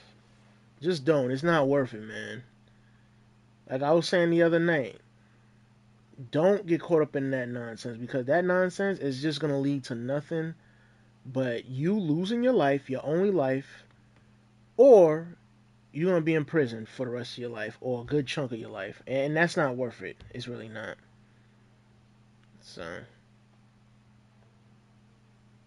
you losing a good chunk of your life for what? For what? Nobody putting money on your books or none of that stuff.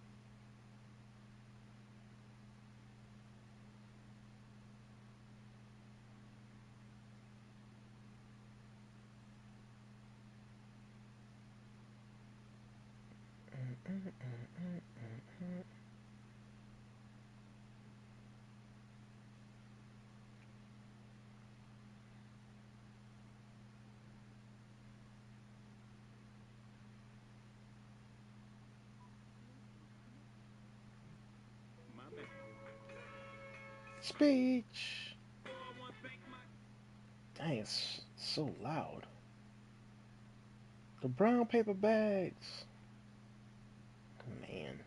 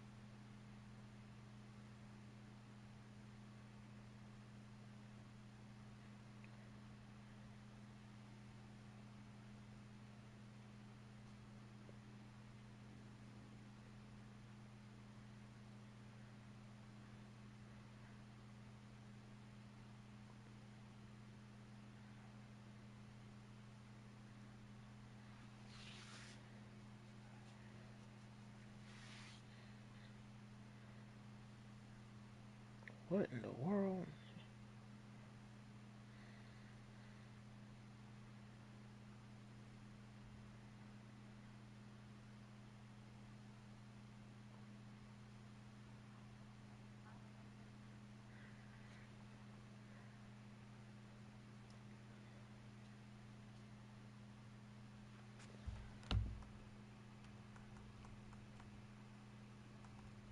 We in the house. Let's see.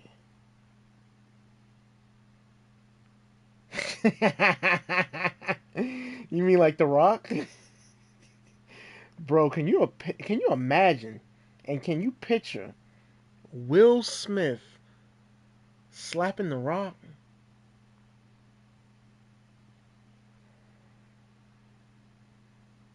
It's so funny you mention that, Cortland, because when that happened, that's what a lot of people were saying by being that Chris Rock. He looks frail and he looks feeble. That's why Will Smith got away with it. But my thing is, we don't know what would have happened. We don't. I think, in my opinion, let's say if it was The Rock up there, right? And The Rock made the G.I. Jane joke to Jada or whatever. I honestly don't think that Will Smith would have slapped The Rock. I don't think that would have even been close to happening. Okay, what I think what would have happened was I think I think Will Smith would have approached The Rock and did what I said he should do, which means pull The Rock off to the side and say, "Hey, man, Jada's not really feeling that joke. Can you move on to something else?" And The Rock would have been like, "Yeah, yeah, yeah, sure, no problem," and he would have moved on. I think that's what would have happened.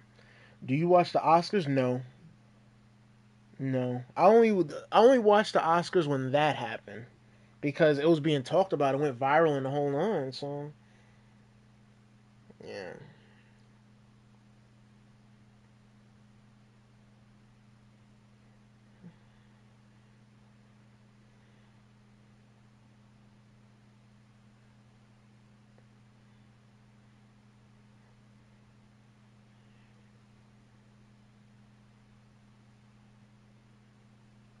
Yeah. What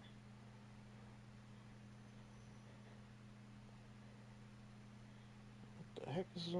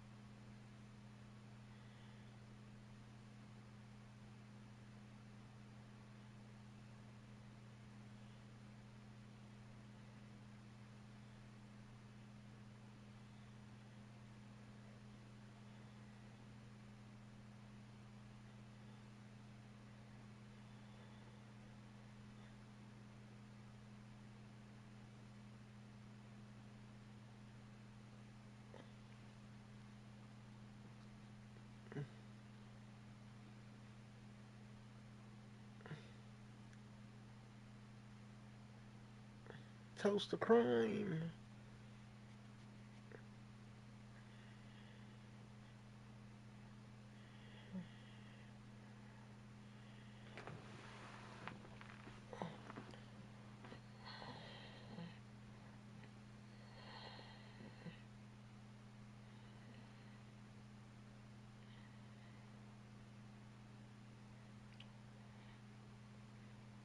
Let's see.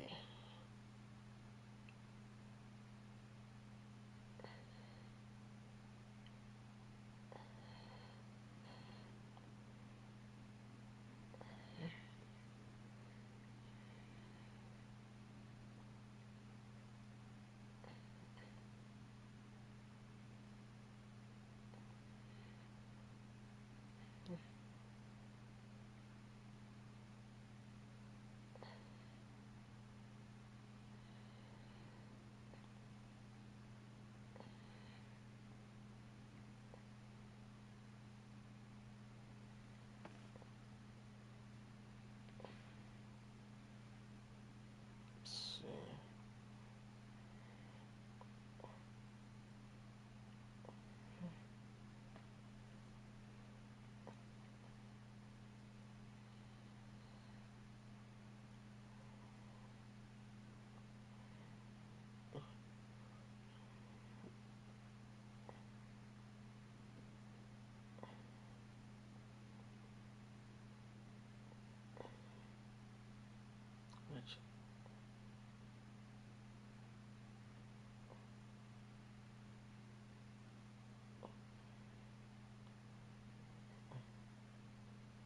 Oh shoot, Ninja! My bad, Ninja.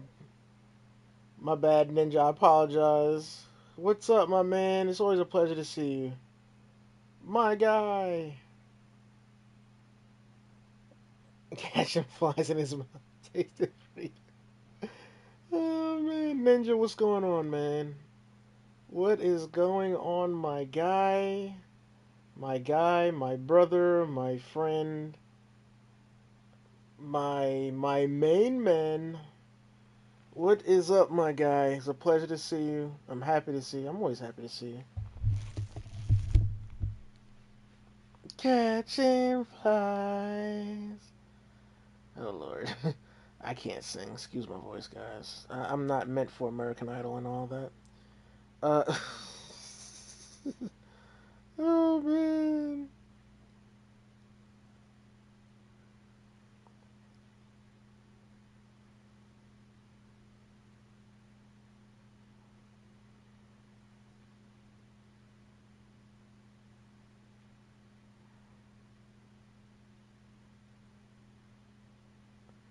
Whoa. My bad, guys.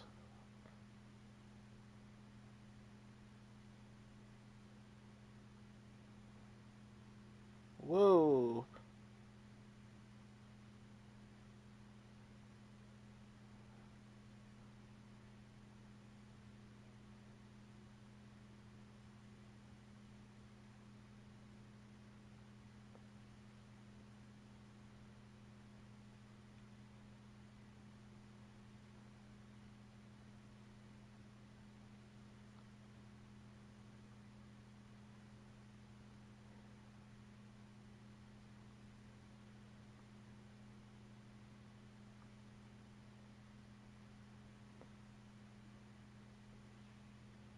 All right. See, busy as always, getting ready to push the story with the Final Testament. Let me tell you something, Ninja. I know you're always busy. That's why I don't. That's why I don't bother you, man. I don't want to feel like I'm imposing or bothering you. You know what I'm saying? Because I know with the little rest that you get, or maybe time that you get to yourself, you want to sit and relax and enjoy. Enjoy the little time that you got available before you have to, fly to another city and or state, and you got to rehearse, brainstorm ideas with Taylor and the whole crew, and get everything right in the whole nine. I think you guys, I like the extra layer that you guys are adding with the Final Testament because they need shine too, man. And I know I said this in the past, but they need shine too. I mean, there's people out there that wants to see what Carry On Cross and the Final Testament can do because they got potential. I mean, they got the theme song, they got the look. When they come out, all eyes are on them. I mean, why shouldn't they get, a shot, not only a shot, but why shouldn't they be able to showcase their talent and their skills, man? Because, I know a lot of people want to see what they can do at the end of the day. So, yeah. Oh, you're so nice, Ninja. Ninja's so nice. Oh, man, it's like you're not bothering me, man. Yeah, man, shoot, 'cause you guys are super busy AF, bro. Oh, man. But yeah, Ninja, I appreciate you stopping by, and I also appreciate your twist on the story, bro. I do. I like it. I'm just speaking for me, myself, and I like it, and I love it. Keep it up, bro. Shoot. Keep it up, because I love it. Like I was telling Taylor, you threw a knuckleball at me, bro. You threw an Ephus pitch at me, bro. Because I was not expecting Final Testament to win. I really wasn't.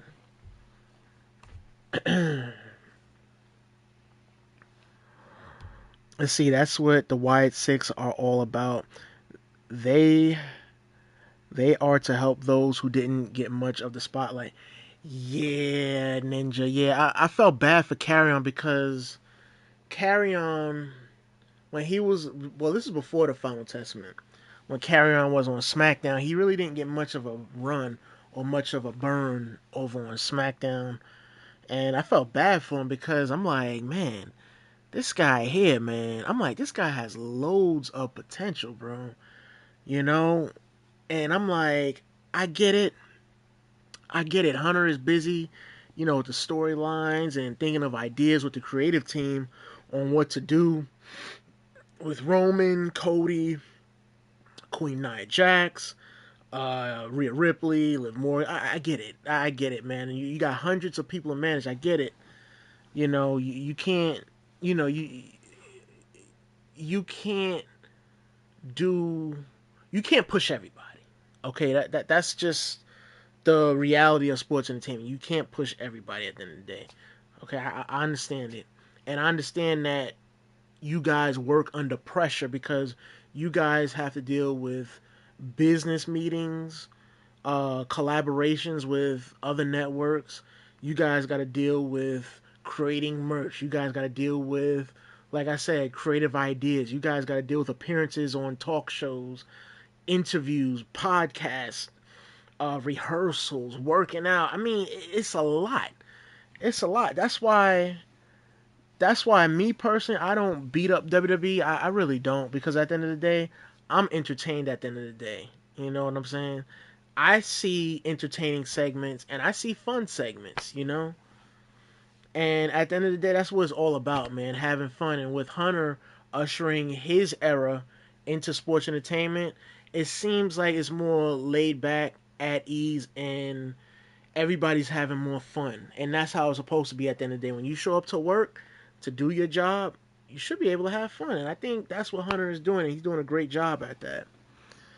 So, let's see. That's one of the reasons why I helped make that video of him talking to his old self because he felt like the only reason he had any spotlight back then was because of his old look and because of his NXT run. Oh wow, yeah, that video. Honestly, Ninja, that video was hard, bro. That was hard. I was like, look at Wyndham. I was like, look at Wyndham. Oh man.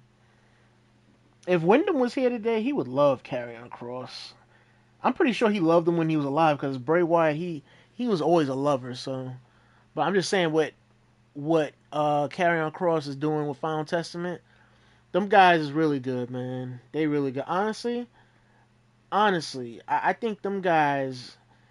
I Who got the belt? Judgment Day, right? I wouldn't even mind. I wouldn't even mind. I would not mind if those guys won the tag team championships. I really wouldn't. Let's see. Wait, want to do that interview reaction stream? Oh shoot, Ninja! I watched it. I mean, if you want me to watch it again, it's no problem. It's not a problem at all, bro. When I seen it, bro, I heard Bray say, I heard him say, "I'm never satisfied." I'm like, me too, bro. I'm like, I think like that too. It's never good enough, bro. Shoot, bro. I was like, me too, Bray. I feel like that too. All right. And then I was really impressed. I didn't know Bray did boxing. He was saying that he was training with a gentleman like every morning at like 6 in the morning. I'm like, bro, every morning at 6 in the morning, bro. I'm like, good lord, bro. My man Bray Wyatt's stamina is gonna be through the roof, bro. Let's see. You can react again. It's good content. Yeah, no problem, bro. I got you. I got you. I got you. I got you. Yeah, man.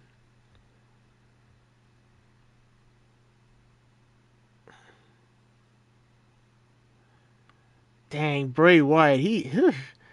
Yo, he took that Undertaker message. Yo, man. I'm not gonna lie. Yeah, we could do that, Ninja. I'm not gonna lie, Ninja. I'm not gonna lie. I felt a certain type of way when Bray Wyatt said that he was gonna take the message that the Undertaker gave him, like straight to the grave, because now we saw, unfortunately, what happened, and it made me feel like a certain type of. I'm like, dang, Bray.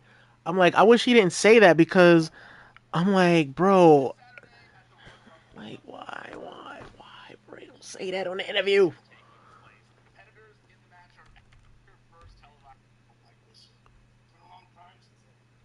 Look at Bray Wyatt.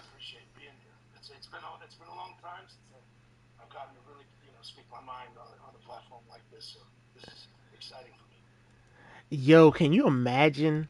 Can you imagine Bray Wyatt on Undertaker's Dead Man Session podcast, bro?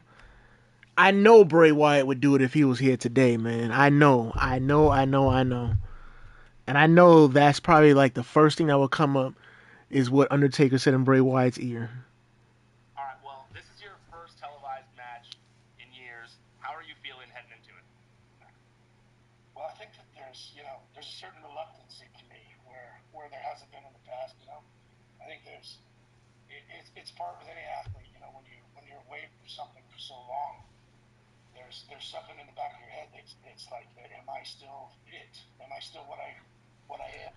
You could do Walk This Way by Aerosmith, or you can do Back in Black by Guns N' Roses, I believe. Yeah, you can do that, Alex.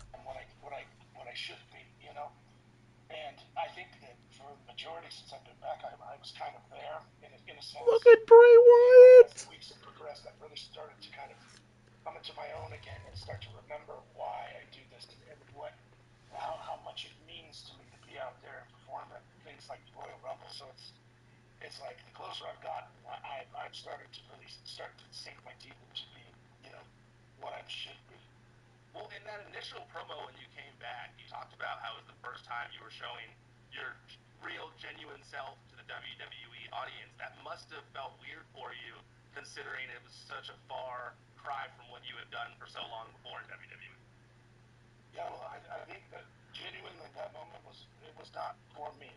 That was during my time away. It was like I had opportunities to do really cool things, movies and TV shows and stuff, and I just I wouldn't because I felt broken.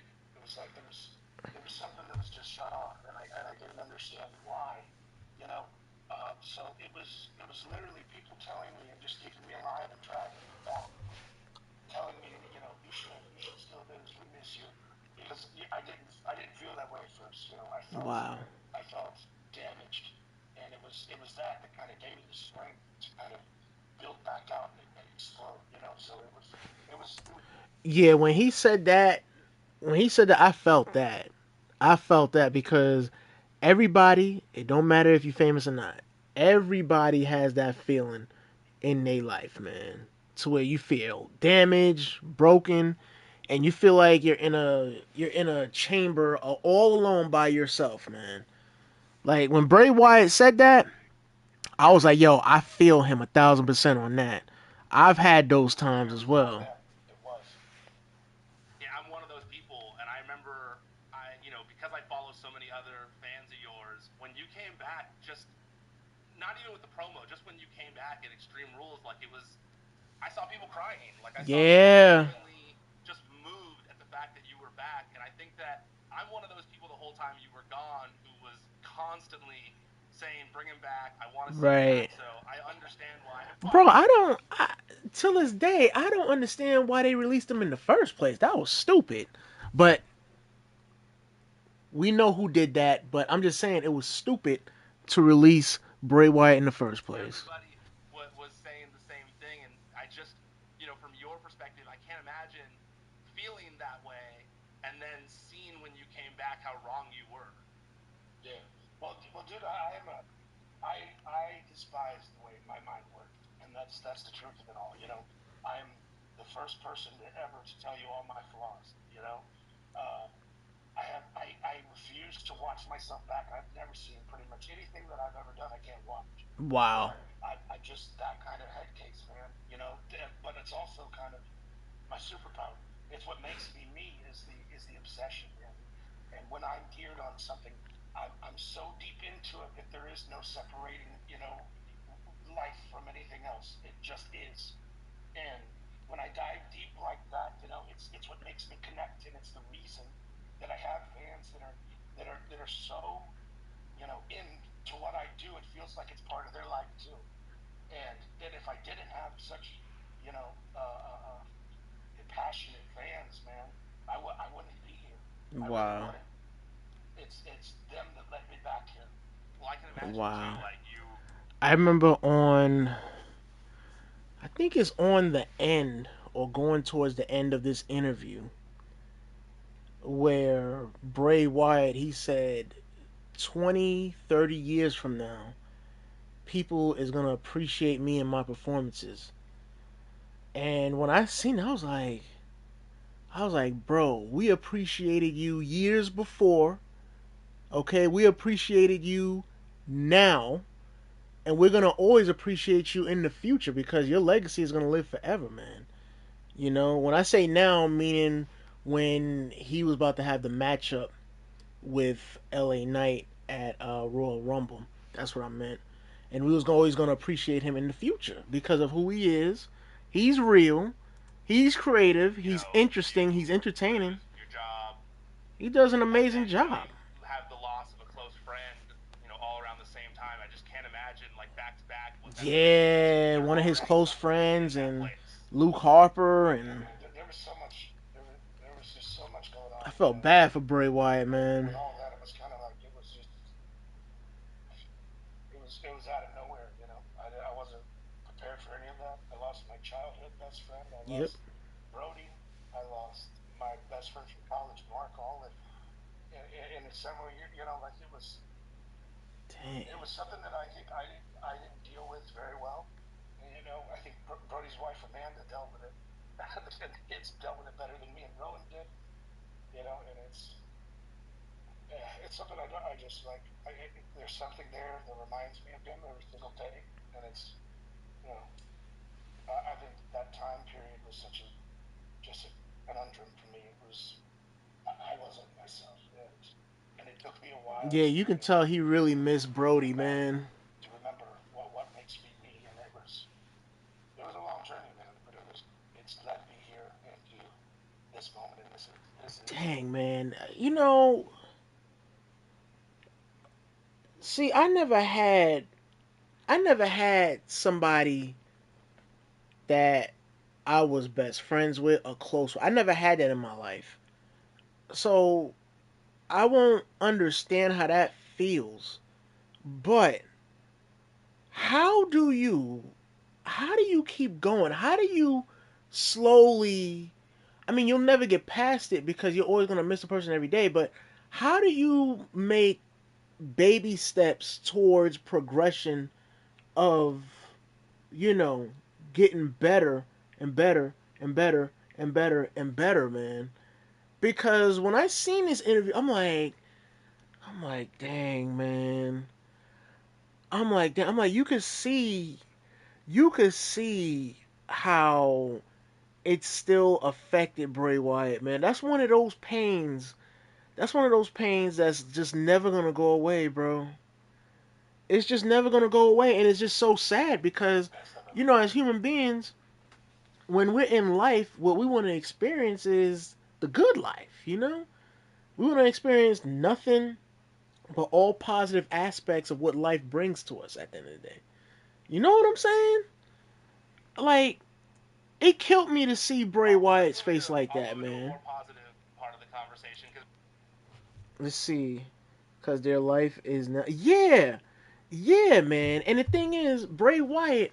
See, Bray Wyatt is a kind individual. He's a genuine individual. And usually, when you're a human being that loves hard, when you love hard, you like, man, this is my dude. This is my girl. This is my ride or die, man. This is my bestie. This is my brother. This is my sister, or whatever the case is.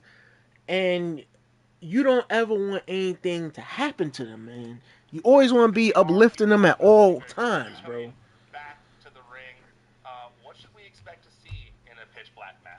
I think that's the kind of beauty of it. Is like usually I think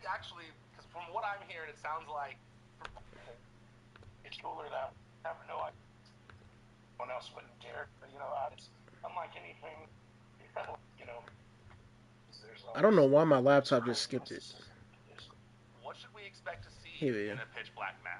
I think that's the kind of beauty of it. Is like usually in these kind of situations, there's all this crazy mysticism surrounding it, and it all seems to be kind of derived from my mind. But this one is not like that. It's kind of cool. Bro, look how You big get Bray placed Wyatt in a was, position where bro. I genuinely don't know what the pitch black match is going to be like. I've been assured that it's unlike Bro, anything that's ever you been see seen how big before, Bray and Wyatt is, I can't imagine that. I love to bro? innovate. My I love to take God. risks and do things that everyone else wouldn't dare to do I'm because sorry for saying I'm God's name in confident vain, and but have a genius, I guess. But I have I can't imagine that. I love to innovate. I love to take risks and do things that everyone else wouldn't dare to do hmm because I'm half an idiot and half a genius, I guess. no, no, no, no, no. Don't ever say that, bro. You are not an idiot. Don't ever say that, bro. Okay? You're smart and intelligent, okay? And you're special at the end of the day. All right? But I know that's a joke, but I'm just saying, don't I ever have say no that. idea, and I think that's exciting for me. I It's don't like cooler when people that put way. themselves down. I I don't think like it's hearing almost that. the unknown. What I'm best at, I think.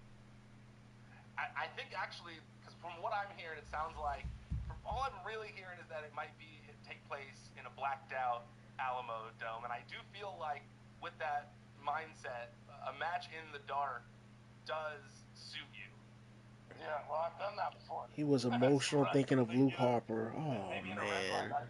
I'd rather not be the red light, but I think that it has to be big. I've never been a part of something like this with sponsors and things like that. It's like I'm not the guy. I'm like the devil monster man that's in the back. You know what I mean? It's like a big lone wolf. So it's pretty cool to be a part of something like this and just to see what it becomes because it's sky's the limit, man. Like Uh-huh. it's crazy. What budget, whatever. It's gonna be wild. and you're a creative dude, so I feel like I had a feeling that was supposed to happen, Ninja. I really had a feeling that was supposed to happen. Like, seriously. Like, when Bray Wyatt came back, and when the whole rumors was going around with the Wyatt Six, when Bray was sick at the time, I remember thinking, I'm like, bro, what if Luke Harper was alive? Would Luke Harper be a part of the Wyatt Six? And then I was like, he would have to be a part of the Wyatt Six because him and Bray was super duper mega tight. Eric Rowan, we know, is going to be a part of it.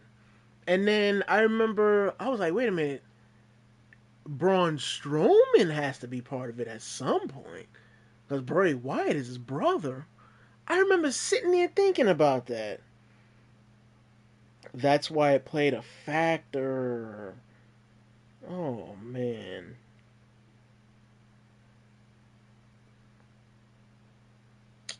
that's sad, man. That's really sad. you getting that And the sandbox. thing is, Luke Harper, he was young, man. You have all these possibilities at your disposal at that point. Oh yeah, yeah. If it was up to me, the match would Oh probably be so wow. confusing no one would understand it. Wait, I'm what? sorry. You have all these possibilities at your disposal at that point. Oh yeah, yeah. If it was up to me, the match would probably be so confusing no one would understand it. So I'm told. For me, I was someone, in your return, I was the guy following all those QR codes. I was going down Yeah, the QR rabbit hole codes, the whole time. man. How much did you enjoy seeing everyone follow all those clues? Dude, I think that something about that, it can be appreciated right now, but I think 10, 20 years now, I think like most of my work will be much more appreciated then. That was a concept that on paper looked absolutely insane. And it was something that I had thrown at people before and they thought it was completely insane. And even the levels I wanted to take it, we never quite went there because it probably was insane. But just that kind of concept, integrated into this and trying to connect to pop culture and I think the respect the fans got from the brass of the WWE, seeing how much they're willing to go into this type of thing, what they're willing to put into it. It changed the dynamic of the whole industry, I think, and something like that, it's really cool because it could have gone the other direction. Who knows? Yeah. Who knows? And they didn't find the first one, and it was a small group, but they didn't. They found it, and then they dug their own tunnels all around it and found things I never thought they would. So that kind of stuff, excites me. So it's incredibly enjoyable to watch people, enjoy the same things that I do. Enjoy your art, basically. Mm-hmm. Yeah, I'm someone Mm-hmm. who, when I watch television, I love trying to figure out what's going to happen or what these little clues might Yeah, I loved hearing Bray talk about his painting and hearing him talk about how he illustrates, on the canvas, man. I loved hearing that part because, this man was really, really, really creative and painting, man. That ain't easy. I've painted before, and look, let me tell you, man, it ain't easy. It takes time and patience at the end of the day, man. mean. I loved Lost. I loved all those types of shows where you're constantly like having man. to talk with other people about what they He found likes and Lost. putting it together and trying to figure it out. And so, I mean, that whole White Rabbit stuff and Mm-hmm. your return and the promo after for me was like the best part of 2023. It was just, Right. it was all so engaging and something that spoke to me for sure. Yeah, dude, I think my goal over the years has become to see how many times or how many people I can get to tweet that Tim and Eric awesome show meme where it's like I just want to set max numbers on that. Yeah, I just want to see how far I can push. Where people are like, okay, dude, chill, and then I don't, of course. But yeah, coming back, man. Like I said, like it was a moment where I don't think I've ever experienced a sensation quite like that. It was almost like I felt like I was just hovering out there, like I wasn't walking. The energy in that building, and I was just there the other night again, sharing a great experience with them again. but that energy there, Yeah. it was so. I've never felt anything like it. Yeah, because they love you, my guy. They love you. They missed you. I've, I've been See, finish making 2K25. It should release in March. Oh yeah, that's the usual date around there, my brother. some matches, some segments, and things It's over the always years around that have had spring. crazy reactions, but that one was just so. It was just so strong, and it was like unlike anything I'd ever experienced, and it was a nod, and I was very happy with it, and it just it fueled me. Yeah. Even that one, you didn't go back and watch afterwards. Never, never. Crazy. Something is it's part like dude, it's the thing like I took up painting a year ago, and I taught myself Yo, how I to can't paint wait for without doing 2K25, bro. things, and as soon as I someone can't wait. goes, "Wow, you did that," and they walk out of the room, I'll cover it because it's like you should see what I can do. That's nothing. Hmm. You know what I mean? It's so for me, it's always been that way. That's kind of my mindset. It's never good enough for me. It always can be better. And like I said, I despise the way my mind works sometimes, and I wish it wasn't that way, but that's how I perceive everything. I can't let it I get me can't wrong. wait to I'm see the it, same and I way. can't I wait to totally play it. understand. I probably won't be able to watch this back, and it's an interview I've wanted to do like since I first started working in wrestling, and I probably won't be able to go back and watch it either. So I completely understand that. Well, let's ask. I know that if I do this interview with you, and there's things that I don't ask you about Uncle Howdy and Alexa Bliss that people are gonna be mad at me. So this story with you and Uncle Howdy, everything going on between you and Uncle Howdy, it appeared as though you were almost fighting him for bringing out a darker side of you. Is Ching that your fair assessment ching. for people that are watching it? I honestly, I don't know. Like, there's things about me that people don't understand, right? And when they see all these chapters of myself, and they kind of look at them as, oh, like split personalities or something like that. If you ever met anyone with personalities, you would see that it's not so cut and dry. It's not so simple. It's not like a movie, you know. And I suffer from things diagnosis that I'm not going to share with people. And I like being the voice for people to see on a real basis instead of the cartoonish version. But Uncle Right. Howdy and Bray and all these things, these are all real. They're based on moments and things that have really happened. So Uncle Howdy there's so much more to it than you think. I'm happy, man. I am happy. It's not it's not just so cut and dry, spooky man in the background. There's more to it. There's complexities that you haven't got to see yet. There's things that I don't understand about it, and that's the beauty of it. Is it's going to grow organically, but the Hmm. story of it I don't even think has been told yet. And if once you understand what it really is and where it came from in my childhood and who Howdy really is, it's much deeper than you think it is than you would perceive it to be. Wow. It's crazy. I don't understand. No, no, I totally do. I actually, okay, I'm a longtime fan of yours, and That's I gotta feel good to this hear. is something I didn't have written down, but since you just said that, it's something that I've kind of wondered. Is there any connection between like Uncle Howdy, the Fiend, and the Man in the Woods story that you told way back when?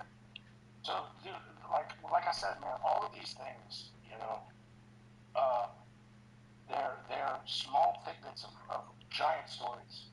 Like where Howdy came from is very, and I don't mean this. I can't explain it because it is such a dark thing.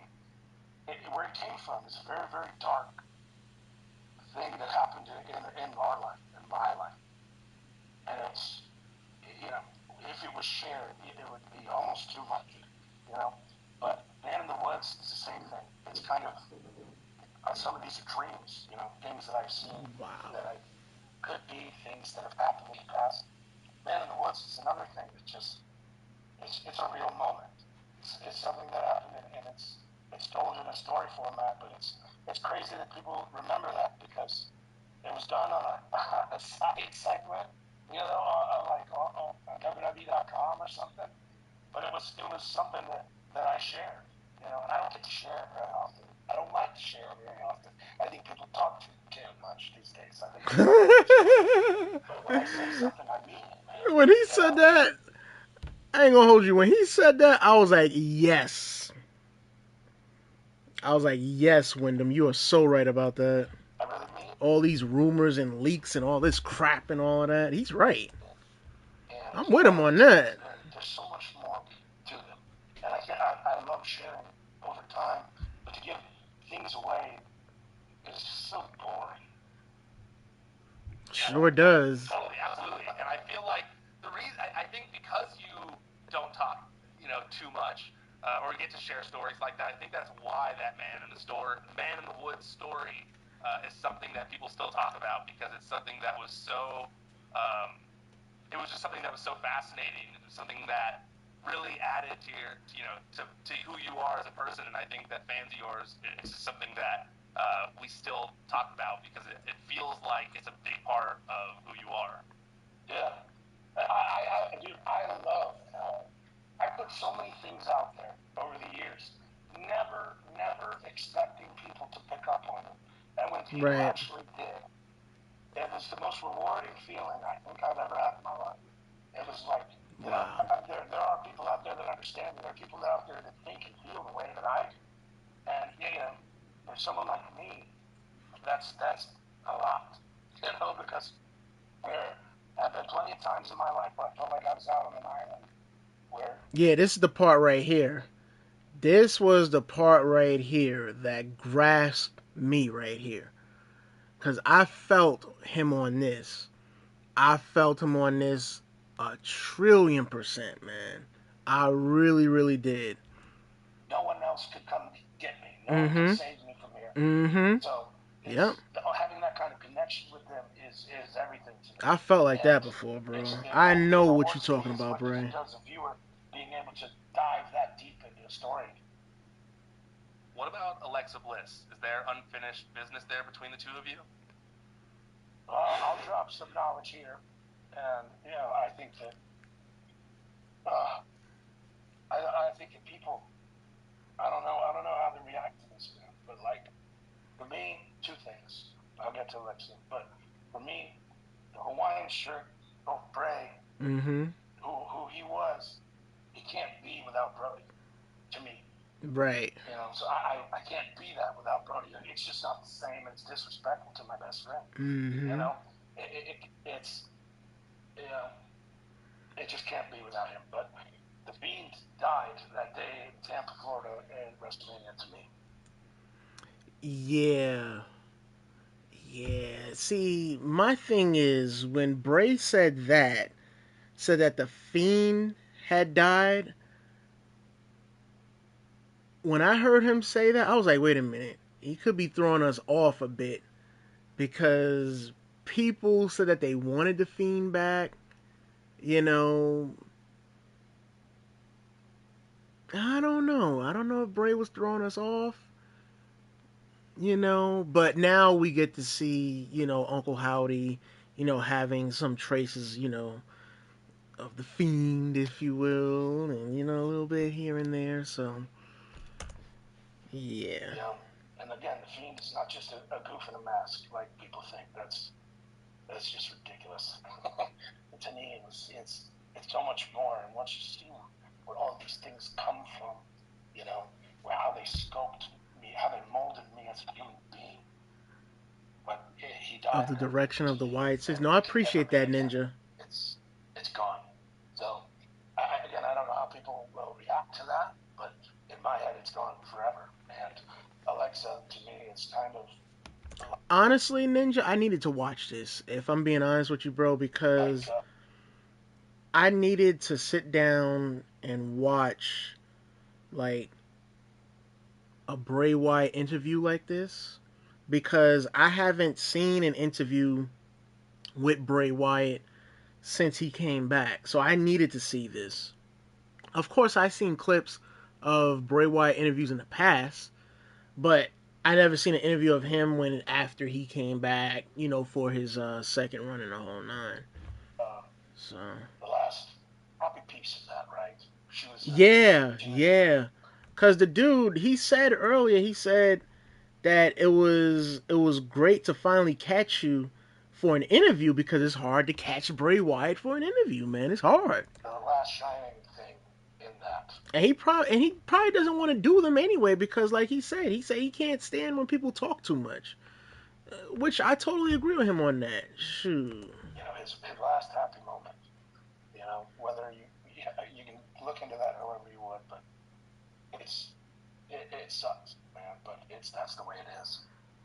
Well, that makes me interested in Saturday even more, knowing we're gonna see. Well, who knows? I'm interested to see. I feel like we don't see. We're gonna see something new. But Ninja, man, it is so amazing that you knew this man.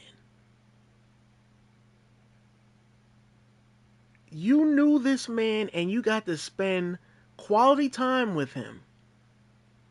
Like, bro, you know who Wyndham is, right? I'm just saying, you know what Wyndham means to a lot of people, bro.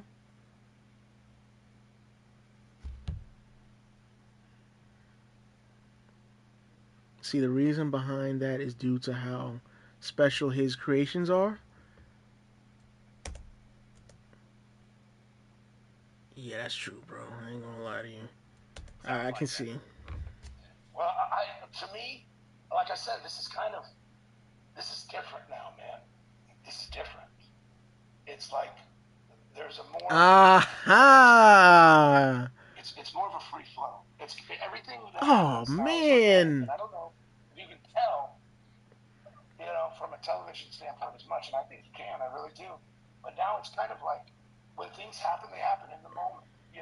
It's not preparation. There's not all this big hoopla surrounding it and all these rules. It's kind of things are just happening, and that is the genius of Triple H. And when I say that I don't know what's going to happen, what it's going to be like, I mean it from a conceptual standpoint. I don't know. A character standpoint, I don't know. But I do know that this is my return. It's something that I've been kind of geared up for a long time. I trained with boxers. I worked really hard on this to get my head back in order.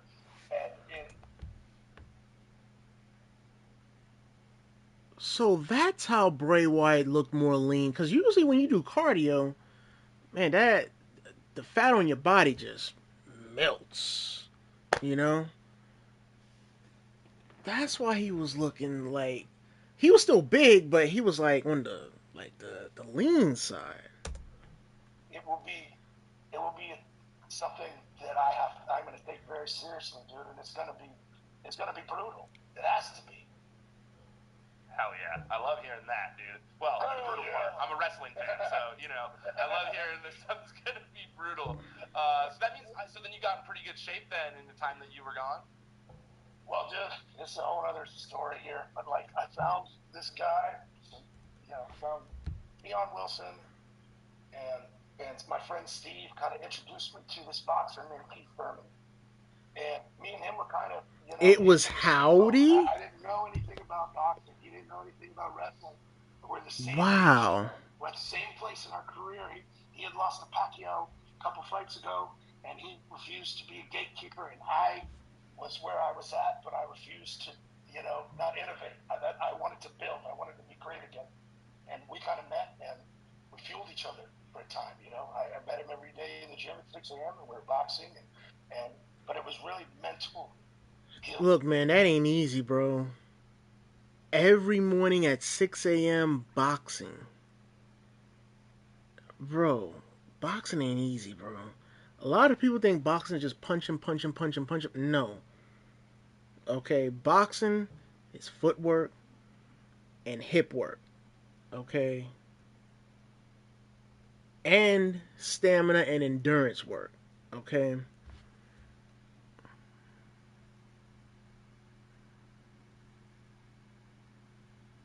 Okay. More than anything. So it was kind of like my montage moment. Like Rocky, out, in the Like in Rocky. Siberia. It's like when I was in a nasty gym in St. Pete that just geared multiple world champions, so it was my montage moment. And it really helped, man, on every level. That's so sick. I hope you have cool slow-mo video of you punching stuff in there. I'm sure we do. Before we go, I want to ask you two questions that fans wrote to me that they wanted to know from you. The first, obviously, we just had Raw 30, and you had this moment with The Undertaker. Everybody wants to know, and if you can't tell me, I understand, but what did The Undertaker whisper to you? Okay. So, I think everybody kind of can see it for what it was, right? And when something like that happens, like, that's something that no one can take away from me. That moment belongs to me. No one else in the world, in the history of time, ever gets to have that moment. No one but me, right? So what he said was something that only I would have understood, and something that only I would be able to appreciate for when and where it happened. And it was something I never thought would come, but what he said exactly is between me, him, God, the devil. I'll never tell a soul. I'll go to my grave with it. But it was powerful, and it was unexpected, right? Very, very cool. Something I will cherish the rest of my life. That's a segment I can watch back. Good. Well, I'm glad that you have one segment that you can watch back. That's a special one. You'll get that one. Lastly, we'll end on a fun note here. Bray Yowie wrote me and they said, "You can tell us here because safe place here. What's your honest opinion on Rambling Rabbit?" Here's something crazy. Here's a little insider information. The rabbit is the only one of the puppets that was not designed to be there, right? He's a part of my, and we kept him there because he's a part of my psyche that I didn't know was there. But I designed him to get killed off and go away. But he accidentally became my own resilience in some form. And it's like, I can't stand him. He's the most simplistic of them all. He's goofy and dumb, and it almost is everything that annoys me. But it's also kind of like me, just like a cockroach that just cannot die, no matter how many times you stomp it. So in a way, he's me. So there's a part of me that loves him, but he's definitely the most annoying of them all to me. All right, well, dude, I really appreciate this so much. Anyone watching, make sure you watch the Royal Rumble this Saturday. Mountain Dew pitch black match, LA Knight versus Bray Wyatt. Bray Wyatt making his long-awaited return to the ring. Dude, this was a dream come true for me to do this interview, so I really appreciate you giving me the time today, and I can't wait to see the match this weekend. Wow. Honestly, you can tell Bray Wyatt had fun doing that interview. You could tell.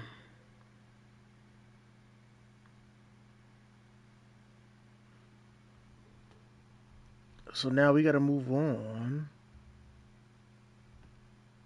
We got to move on to Taylor's interview. See which one is the. They are both. They're both kind of new. Look at Taylor! He looks great. I guess we'll watch this one. This one got more views, so we'll watch this one. Why not? What's up, everyone? Shaquille Mahjoudi here for CBS Sports, and you know who this is. He is the former NXT champion and multi-time champ in the WWE. I don't see a mask anywhere, nor any company, so I think we're safe. I think we're in good hands. Bo Dallas, how's it going, man? Fantastic. Thank you for having me. Thank you for doing this. And how are you? How were you after bearing the elements last week? I know it was a bit of a challenge for you. All good, all good. It's a little storm. The worst part's getting the power back on, but everybody's safe and everything's good. All right, I'm happy to hear that. Now, of course, we're doing this today off the heels of the announcement of WWE2K24's Bray Wyatt edition and the Bray Wyatt bundle. Oh, this is And real I think recent. sort of most notably for fans is the realization of the new version of the Fiend mask that Bray had been working on. For you, what's it like to see his creation come to life in a way where fans can not only look at it, but can actually sort of, take Use part it in it? in a virtual world. It's unbelievable. It's what keeps me going. This is why I'm doing this. And my brother, he never stopped. He was on 24/7, always thinking of ideas. And right before his passing, we got the first chance to work together. That for the first time, we'd been waiting our entire careers to kind of throw all these ideas together. So we were getting excited like little kids, like we'd never done it before. Calling each other at 3 in the morning with new ideas and stuff. So wow, at in 3 in the those morning. months that we were working together, we had so many ideas, and then I thought I lost that chance when he passed. I thought that went away. It was taken away from me. But with everything that we're doing and have done, Wyndham is huge, if not the sole idea founder. He is a piece of everything that we're doing, and that's what I'm doing on the Raw stage, and for it to come into the 2K and for people to be able to see what Wyndham's idea was and it to come to life is my full source of drive. It's unbelievable, and it means everything to me, and I know it means everything to him. He's up there watching and loving this, and I'm so appreciative to the WWE for giving me this opportunity and platform to keep my brother's legacy alive. It's just unbelievable. Nice, Taylor. You're like kids getting so excited about it. What's your earliest memory of Bray when you sort of realized, like, much like you, like, this guy thinks out of the box. This guy's brain may not see the world the way that everyone's does. I think we were always weird. Like, the family.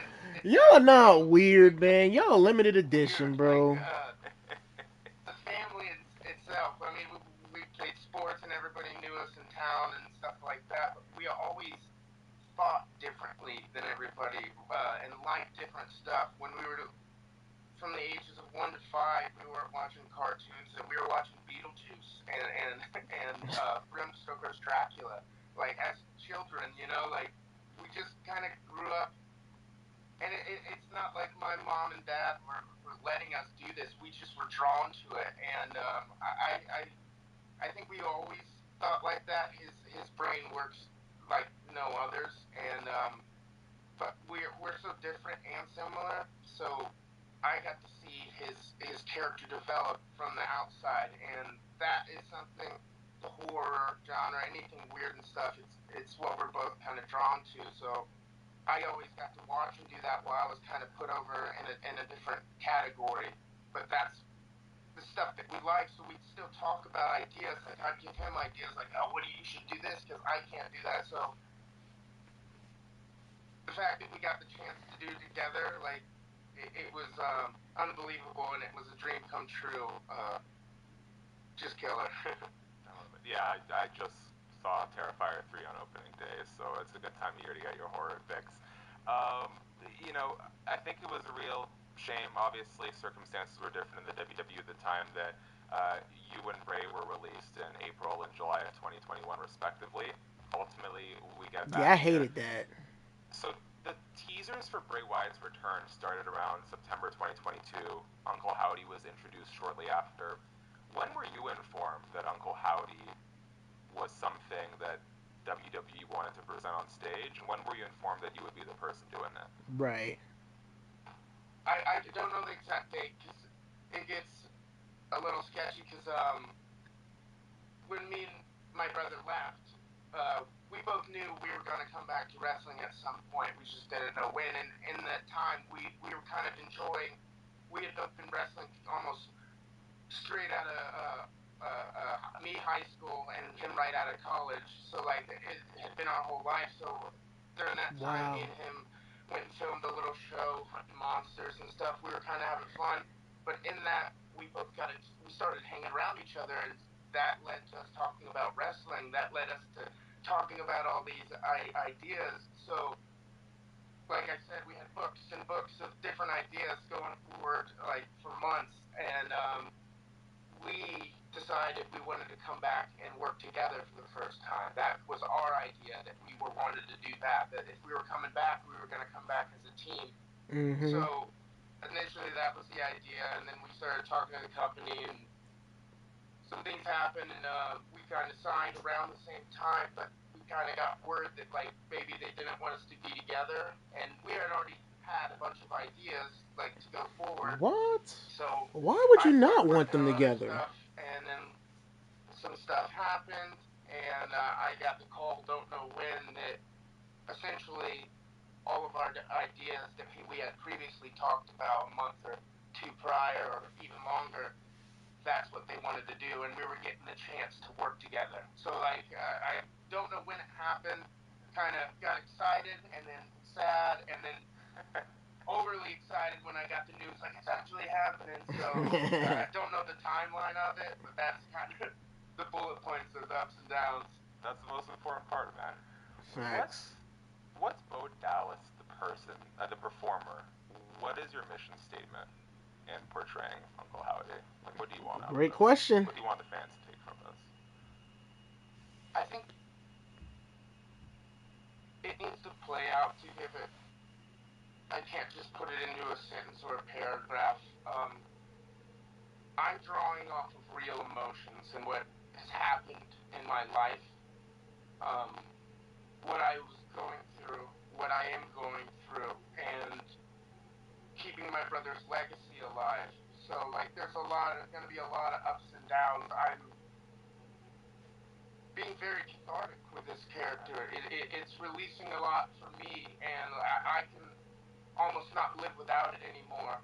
So there's directions I know I want it to go and that we all want it to go and where it probably will, but like any other life or character in the real world or in a movie, like it's going to take turns unexpectedly, and because it's drawing off of real emotions and things that happen. If something happens and that has a reaction that's more than I thought, that's where that character is going to go, because that's what he feels. And whenever I'm out there as Bo Dallas or Uncle Howdy, I was saying this in another interview, when I put on the Uncle Howdy mask, I have plenty of worries coming back and doing this. Can I do this? Will I be able to do this without my brother? You know, as soon as that music hits and I hear the crowd, like, it's unlike anything. I've been wrestling for 16 years. This is a completely different feeling. I am Uncle Howdy Wow, when I 16 have that years. mask on. You won't be able to talk to me. You won't be able to call me Taylor or Bo. I'm Uncle Howdy, and I believe it. So I think that's where the character's going. It's got a lot of direction, but it's going to take some up and downs, and I don't think it can be put into a paragraph or a simple explanation. That's all right, Taylor. That's all right, man. Did as best as I could imagine with the time afforded, so thank you. I appreciate you opening up. Um, Man, the debut that the Wyatt Six has for me is like, I got without thinking about it, like easily top 10 WWE debuts. Like just so cinematic, so atmospheric, everything that I love as a horror fan. Do you think that the Wyatt Six has enough of a presence on WWE programming today? Because I love the slow burn nature of it, but you came in with such a kick down the door mentality that I thought it was going to just take over the show. I do, and it'll get back to there. I mean, it's like I was saying, there's going to be ups and downs, and we're going to come back more explosive than ever, and we'll keep the vibe and the feeling that everybody's already seen, and take turns that no one saw coming. So I think the future is very exciting and looks very. Like I said, they got me, man, because I was expecting them to beat the AOP. Shoot, they got me. Very bright for the White Six. How often do you think that the Wyatt Six should be wrestling, right? Because it's not just like a workhorse who's going to be in the ring every single week. Like there's a balancing act here, right? Whenever they need to take someone out, whenever the White Six deems it necessary, I think we can get it done every day of the week if necessary. But whatever's necessary, I'd say. Okay, I want to finish on some horror rapid fire. So this will be the last thing about Bray and the Wyatt Six. Um, Now, you cannot have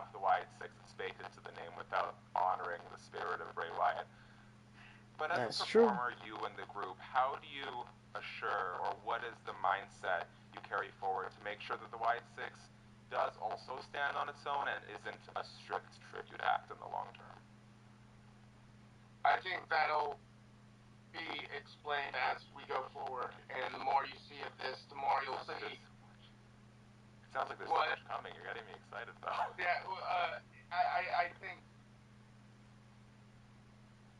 it'll all be explained in time, and you'll see Bray in everything that we do for sure, because that's the source of the ideas. But as it progresses, more ideas and my emotions and the Wyatt Six emotions and everything that they've gone through and I've gone through, that'll all be put out there as well. And I understand what the guy is asking, but here's my thing. I don't think the interviewer, understands. Yes, the Wyatt Six, maybe doesn't happen without Wyndham's ideas. Okay, cool, but you got to remember the Wyatt Six, they're doing their own thing, but they keep Wyndham in the loop. So it's like a fusion. Yeah, the Wyatt Six, they got their own thing going, but they keeping Wyndham's spirit and legacy alive. It's a fusion at the end of the day. I get what he's trying to say, but I'm just saying. and the Wyatt Six, I have no fear, no problem saying that we have no worries about standing on our own, and this beginning part is the main tribute to Bray, and it'll all come back around. But like, it's all, everybody in the Wyatt Six is in the Wyatt Six for a reason. Yep. I'm glad that you're as much of a fan of the supernatural as your brother. So, in the spirit of Halloween, I want to run you through some spooky rapid fire. First, you mentioned Bram Stoker's Dracula. What do you think is the greatest horror character of all time? Probably Uh-oh. Pennywise. I'd say Pennywise. I'm a huge Stephen King fan too. I've read every one of his books, and like, just overall, like, it's such a great character. My wife, a couple years ago for Halloween, she was Pennywise and I was Georgie. I still have the little SS Georgie boat sitting on the dash of my car. Awesome. If any, what is one supernatural encounter you've had in your life? Wow, great question. Well, I don't know how deep I can go in this, but one time I woke up repeating a name, repeating a name, repeating a name, repeating a name. Didn't know what it was. I don't want to say the name, but I looked it up later and I found out it was a demonic name. And had a friend at the time that his father was a pastor, and like had a conversation with him. And the next time that started happening, I started saying Jesus Christ, Jesus Christ. You know, their teeth shatter. The name of.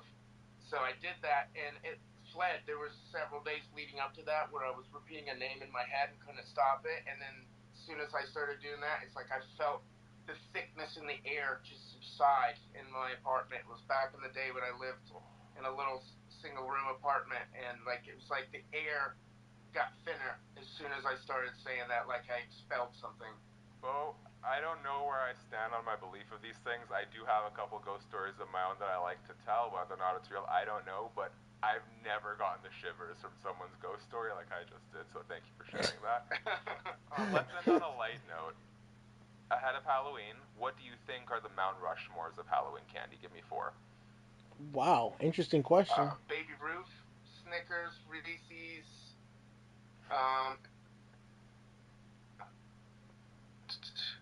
I like paydays. I used to hate them as a kid, but my dad said it was his favorite, so I kind of trained myself to like them, and now I enjoy them. I ain't gonna lie, when it comes to payday, man, when I was a kid, I used to pick the peanuts out.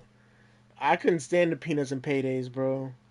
Shoot. It's like beer or wine, acquired taste over time, I guess. Bo, this has been so much fun. Thank you for being so candid. Thank you for sharing so many details. I want to leave you with the last word. So very quickly for me, guys, thanks so much for watching the video. Subscribe, tap the bell, thumbs up. Let us know. Actually, I want to know your ghost stories. Hit me with them. We can make a little diary out of these. Check out the Bray Wyatt edition, Bray Wyatt bundle, WWE2K24, WWE2K24. check out that new mask. Let me know what you think, Bo. If there's anything you would like to tell the folks, I'd like to leave you with the last word. Well, thank you very much for having me, and I really appreciate everything. And keep a lookout, guys. Wyatt 6 is just getting started. Oh man, that's a fact, man. That's a fact, man. The White Six era is just getting started, man. That is a fact. I can't wait to see what's next. I really can't wait to see what's going to be happening for the future, man. It's gonna be amazing, man. But anyways, guys, appreciate y'all coming out. It's been fun. Had a lot of fun running into y'all, chatting with y'all, watching the interviews. It's been really fun. I'm gonna see you guys tomorrow night for Friday Night SmackDown. Thank you guys for coming out, and I'll see you guys later, man. Arrivederci, sayonara, and push.